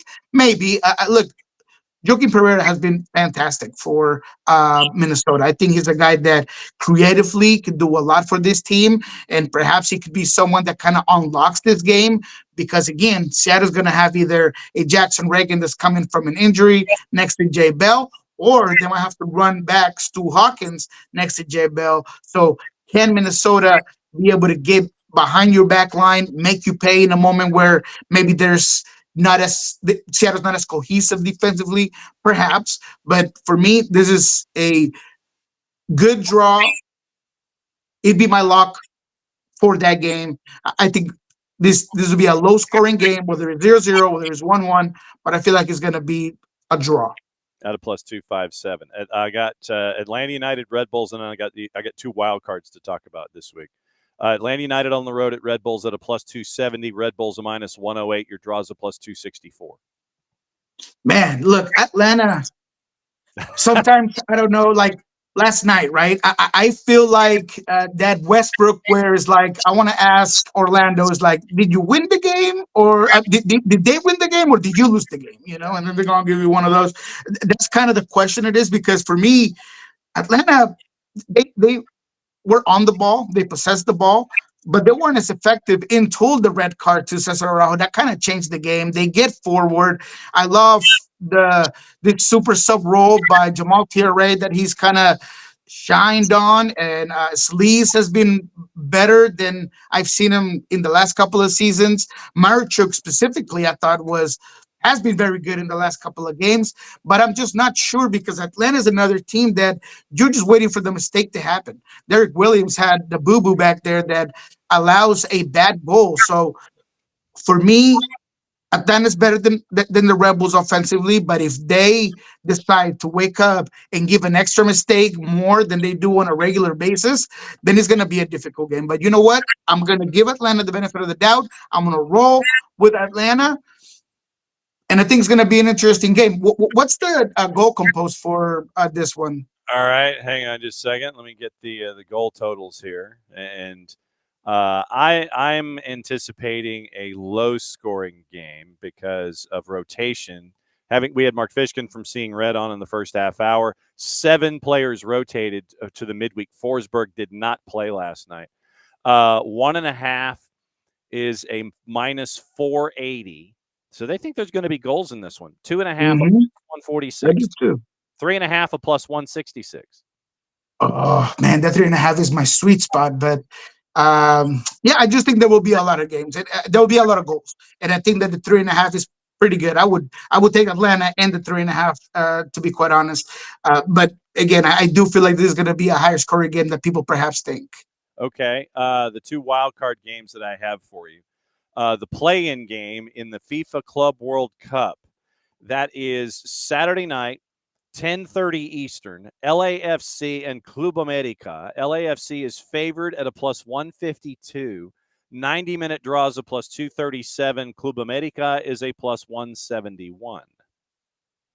That's a tough game. I would really think that LAFC would be in more game rhythm, obviously, because Club America didn't make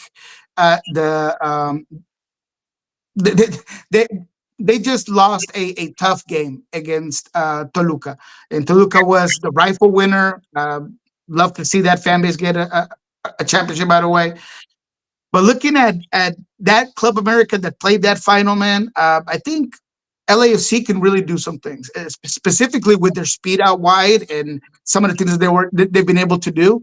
But Mexican teams, when it comes to these sort of finals against MLS teams, they tend to come out and play differently. I think America is a very dangerous team offensively, and there have been some issues from LAFC. So as you see me rumble on, I'm having a hard time with this choice. Sounds like draw, 90-minute draw. Yeah, maybe. No, but I think Club America is going to end up winning this one. I really do. Although LAFC is the favorite, I think Club America is going to end up winning this one. I think that there's going to be a lot of implements that also want a Mexican team to win this one. And I don't like to be that guy that goes off the charts and gives you conspiracies.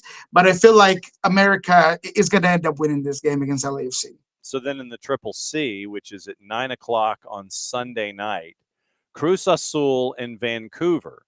And you mentioned how Liga MX teams play differently. Vancouver doesn't seem to care. Much like Shingles, Vancouver doesn't care if they play a Liga MX team or not.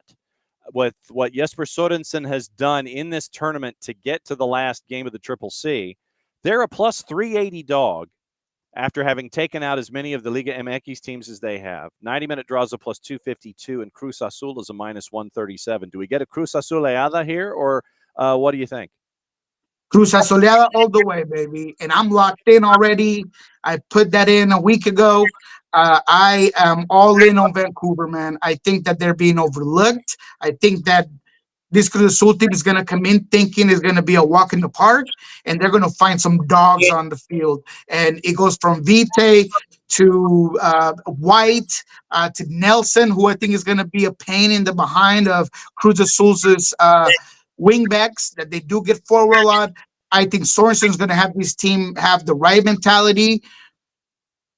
There is literally no one in the Hispanic or Latin American media that's giving Vancouver Whitecaps any sort of chance. I am. I think that they're going to absolutely take it to this game, and it's not going to be a 1-0 win. They're going to win by a couple of goals, and I'm going way off the charts here. But I really do think that once that first goal for Vancouver comes in, is going to force Cruz Azul to get forward, to push numbers forward, and that's when Vancouver is going to be able to kill you on the counter. So for me, big win for Vancouver's. They become the other MLS team to win this tournament in a new format. But man, I see Vancouver Whitecaps winning this game, no doubt about it. All right, hit me with the promo. What's going on these days? All the things that we gathered yesterday from that 1-0 win at Lumen Field, you could find that on Pulso Sports. We got a one-on-one with Luca De La Torre that was very interesting that I'll be dropping around noon. Obviously, what Jesus Ferreira said, Brian Smetzer, Stu Hawkins as well talked last night. You can find that on our YouTube channel at Pulso Sports. Fridays, of course, as always, what we learned this week with Jeremiah O'Shane. We're going to do that and record it from Swedish and Providence PCC. And then, of course, on Monday, we'll be at Lobbin Scorchers on the Lobbin Scorchers kickoff, breaking down the entirety of the weekend. As always, my friend, great to see you. Have a fantastic weekend. You know that we'll be knocking on your door this time next week. We'll be talking about stuff. That's the official term. Love you, my friend. We'll catch up with you next week. Have a good one, boss. All right. That is Niko Moreno, and he's going to finish up his second cup of coffee and probably head toward his third cup of coffee. If you haven't seen it, go to Atlanta United social media. You get to see part of Ronnie Diala's post-match thoughts for the club. I cannot wait to see the version of Rooted with these particular matches that were a part of the whole discussion. So I can't wait for that. But there's like a minute teaser up from what Ronnie said post-match. Go watch it. Let me catch up on some folks and some things before we get out of here. Once again, tomorrow, coming up at 9:05, we'll probably go back over what we missed today with Atlanta United and get you prepared for the weekend. Like I say, great to have our buddy Mark Fishkin come on from Seeing Red. You can follow Mark specifically on Blue Sky, and we posted the link tree for everything Seeing Red, so you can keep up with everything going on with Red Bulls and everything that Mark does up there with everything at Seeing Red and their coverage of everything up there in the tri-state. See if we can catch up with our friends at Beyond Goals Mentoring at 9:30, Michael Parkhurst and or Greg Garza. 10 o'clock, we are efforting guest from the league, as we always do in that 10 o'clock time slot. And this individual, if it does come to pass, has a certain knowledge about what happened last night. And so hopefully we can catch up with this individual at 10 o'clock. And then at 10:30, more on the St. Louis situation. We'll have our friends from the Ball Watchers come in and break it all down for you there. So that's what Friday is going to be like. It is going to be, once again, Friday. Remember, it is Red Bulls 2, Atlanta United 2 on the network. Pre-game at 4:30-ish. Kickoff at 5:03. And so that'll be on the network. Jason will have the call for you there. And then Drew Dickinson and I will be in Decatur for Decatur FC's home match. Should have a bit of a pregame show kickoff at 7 o'clock in the WPSL. And it was great once again to have Robert Roddie, the head coach of Georgia Impact, drop by as they have their season opener at Fort Finley coming up this weekend. and then they turn around and they go and have their home opener on Sunday against is AFU or UFA? Oh, hang on just a second. That's driving me crazy now. So they go to Fort Finley to take on Chattanooga, and then from there, what they do is they go and take on. They have their home opener coming up this weekend. And where's my WPSL? Where's my schedules?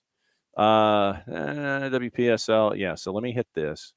And so, yeah, UFA. So it's May 30. So at 7 o'clock Friday night at Fort Finley, it is Georgia Impact taking on Chattanooga FC. Then they turn around, meaning Impact, and they play UFA Sunday night at 6 at Cherokee High School. Then they play Atlanta Fire on Wednesday at 7 o'clock at Cherokee High School. Then they go on the road to take on Atlanta Fire United in the second match of the home and home on Tuesday the 10th, and that's at 7 o'clock for Impact as well. So that's what you're staring at with Impact. So as always, great to catch up with Mark Fishkin. Great to catch up with Coach Roddie up at Impact. Great to catch up with Nino Torres from GOLTV. And as always, great to catch up with our buddy Niko Moreno as he gets ready to take on his time up at Providence and Swedish Bouncy House to follow up what's going on with Seattle. Okay. Now, let's go back and say hi to everybody that we missed. Morning Lokeville, morning Four Card. Michael Valverde, what's nice about the last two wins, the role players are finding the net. Keeps up when Manu and Miggy find their gears, going to score some goals. Definitely need to with the error-prone defense. And we did talk about Derek and the mistake that Derek made. Like I said in the post-game show last night, the full-time report, you know that Derek will be the first person to sit there and stand up for it in that locker room and make sure that it doesn't happen again. Wiley asking about Gregerson. And look, this is when Stian Gregerson gets healthy. This is going to be one of the more interesting day-to-day battles that Ronnie Dyla and the coaching staff are going to have to look at, because you do not want to break up what has given you the success at the back line. So I think that right now, I think that back line is set. I think that it is going to be a back line of 5 with some assistance from your 6, probably in Bart Sleesh. So it's probably going to be Pedro and or Ronald on the left, depending on navigation of minutes and such. Then it will be Luis, it will be Derek, it will be Matt Edwards, and it will be Saba. And so that introduces the next test in all of this, is when Brooks Lennon comes in healthy, what is that going to look like? But right now, Matt Edwards and Saba Lobjanidze are making it difficult for Stian Gregerson and for Brooks Lennon when they both are 100% healthy from injury. And there's a reason that we mention Jay Fortune and give you his numbers. There's a reason that we mention Alexei Miranchuk and his numbers on a daily basis. And for Alexei Miranchuk, to quote DJ Khaled almost applied to Orlando last night, but he was born in New Orleans. I was this close to trying to play DJ Khaled in the post-match, in the full-time report in the music selections for Orlando. But DJ Khaled was listed, but he was born in New Orleans. So that's why I didn't include it. But Gregerson and Brooks Lennon, I think, are two big questions going forward for this, for the coaching staff when they get to full song. So we'll see what happens. David, disappointed Niko does not believe in the transitive power of sports. Absolutely, the transitive power of sports comes into play. Georgia State beat Tennessee. Tennessee beat Bama. Therefore, Georgia State beats Alabama. It's greater than Alabama, yes. Well, and it's Alabama under Kalen DeBoer, they got some issues. Derek, yeah, Cincy fans also seem to enjoy being miserable. Yeah, they do. And it was Dell pointed this out to me. He sent me a DM. Apparently, some of the fans last night for Cincinnati wanted to let me get the wording right from the fans. From the fans in Cincinnati. So Dell last night, what was it? So what was the sign? Abolish the pro. Literally, if you go to one of the local sports anchor reporter types in Cincinnati, fans last night at TQL Abolish the pro. I'm not kidding. So, yeah, so that's what you're getting in Cincinnati right now. Abolish the pro. If you just said abolish pro, I think you'd be okay. I don't think you needed the article. But right now, that's the rabbit hole that Cincinnati fans are going down. Nick Hagling has said no such thing. The players did not dial up a receipt after it happened. Matt Miazga said what Matt Miazga said. Pat Noonan said what Pat Noonan said. We know that. But there was no instant receipt from a player, unless this is going to be something like Darren McCarty and Claude Lemieux and turn it into the Avs and the Red Wings from the NHL from the 1990s. There was no receipt. There was no immediate receipt. Are they waiting? Maybe. Who knows? But Nick Hagland said nothing of the sort, was incredibly positive on his social media accounts about his recovery inside the hospital here in Atlanta. But the fans, being the fans in Cincinnati, feeling particularly aggrieved and now want to have the pro abolished. Caleb No from WCPO had that on his 280-character account last night. Dawn Star is looking for LAFC to win against Club America. Yikes! Yeah, I mean it's gonna be a fun one. I like Nico. Have a lot more faith in Vancouver against Club America because I think that you score that first one against Club America, I think they freak out, and then I think they press, and then I think Vancouver gets a second. I think Vancouver gets it. I think they do at a plus 380. Not that I am a juice box purveyor of any kind or an investor of any kind, but no, I think that Nico is spot on. I think that Vancouver, they get that first one, Cruz Azul starts gripping. And then I think that that goes down. Dell posted in return, abolishing Skyline Chili. Just go to Steak and Shake and get a chili 3-way or a chili 2-way. Skyline Chili. That reminds me. Oh, I've got pasta in the fridge. That's going to be lunch.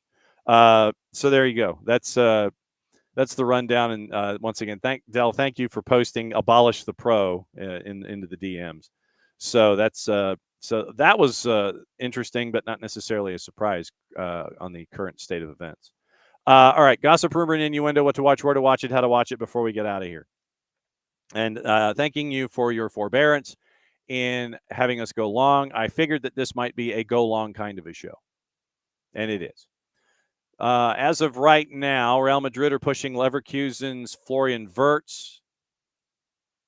And now that Xabi Alonso has been unveiled as the new manager at Real Madrid, despite the 22-year-old German international being strongly tipped to join Liverpool. Newcastle ready to make their first moves of the summer.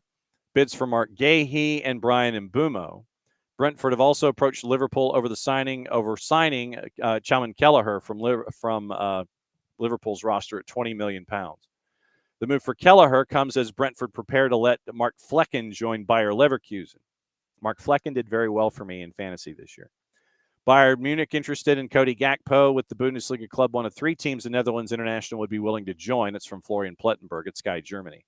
Milos Kerkez has already agreed to join Liverpool. No concerns over personal terms. That's from Fabrizio Romano. The agent of Manchester United's Marcus Rashford met with Barca sporting director Deco. Apparently, Rashford is desperate to join the La Liga champs. Arsenal have targeted Leroy Sané, who's out of contract at Bayern Munich this summer. Newcastle, one of the clubs working on a deal for Ipswich Town's Liam Delap. It looks like Chelsea's in the driver's seat on that one, catching up with Ben Jacobs. Arsenal have been told by RB Leipzig that they have to pay the £92.5 million to sign Benjamin Sesko, who also interests Manchester United. Jordan Henderson could leave Ajax and come back to Sunderland this summer. Napoli are set to pull off a free transfer double swoop. Kevin De Bruyne, and for those of you that might have looked on social media, Kevin De Bruyne couldn't get from the terminal to the curb without getting mobbed. And then Jonathan David. So you could have De Bruyne and Jonathan David joining Napoli both on frees. Roma on the verge of appointing Gianpiero Gasperini as their new coach after the Italian left Atalanta after 9 years in charge. That's from Gazzetta dello Sport. Quick run of anything else that has come across Ben Jacobs' desk this morning as we add anything else to the transfer windows. The FIFA disciplinary code has been revised and includes a comprehensive set of proactive regulatory measures aimed at countering discriminatory behavior on and off the pitch. The 3-step anti-discrimination procedure approved at FIFA Congress, now written into FIFA's bylaws. Fines in the case of racist abuse have been increased to a maximum of £4.5 million. FIFA also reserves the right to lodge an appeal with CAS against decisions in cases of racist abuse, and FIFA can intervene in instances where a member association fails to properly investigate incidents of racism. Jacobs on Delap and Chelsea. Parties are in advanced talks to finalize personal terms thought to be a formality. If it all goes to plan, they'll trigger the £30 million release clause. Delap has told suitors he would make a decision this week. Enzo Maresca, who once again knows Delap for Manchester City, another key factor in influencing the decision.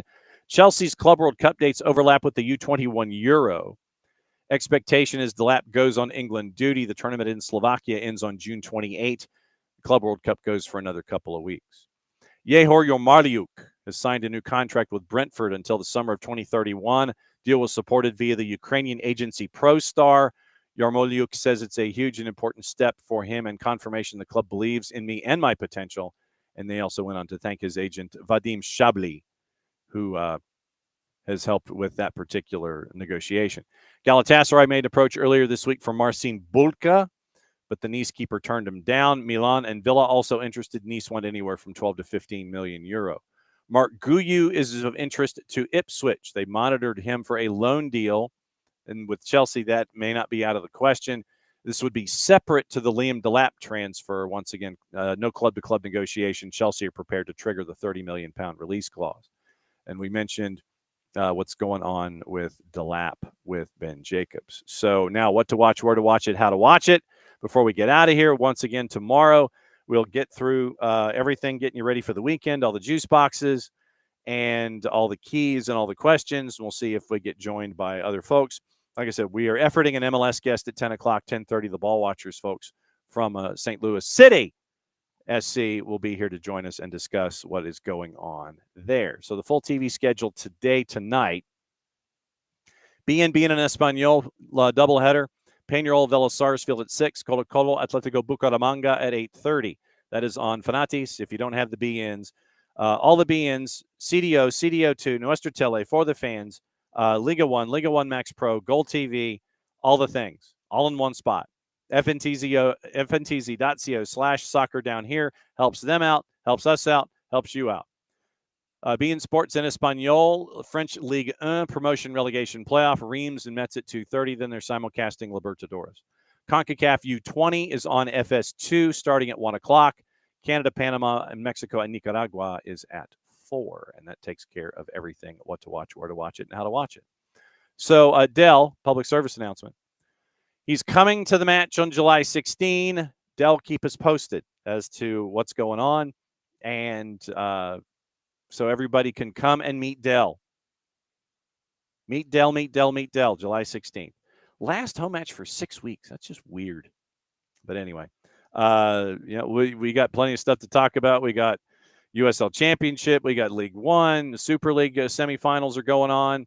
And everything else that's going on in and around international windows, catching up with all of our friends there. We ain't going nowhere. We never have. We're just going to keep right on rolling because there's always stuff to talk about with all of our friends, all of our pundits, all the leagues, all the storylines, and all the cool stories coming up as we go. So tomorrow, once again, we'll go through everything, get you ready for the weekend across the board, bunch of different places, bunch of different directions, and we'll have the 2s and Red Bulls 2 on the network on tomorrow afternoon. And then Mike and Jason will be at in Harrison, New Jersey for 7:40 on Saturday night with all the East Coast games, breaking down everything there as well. So for everybody here at SDH, thanks again to Mark Fishkin. Thanks again to Robert Roddie, the head coach of the Georgia Impact. Thanks to our buddy Nino Torres from GOLTV. Thanks to Niko Moreno. Thanks to you for all of your thoughts, all your questions. We'll talk more about Atlanta United tomorrow.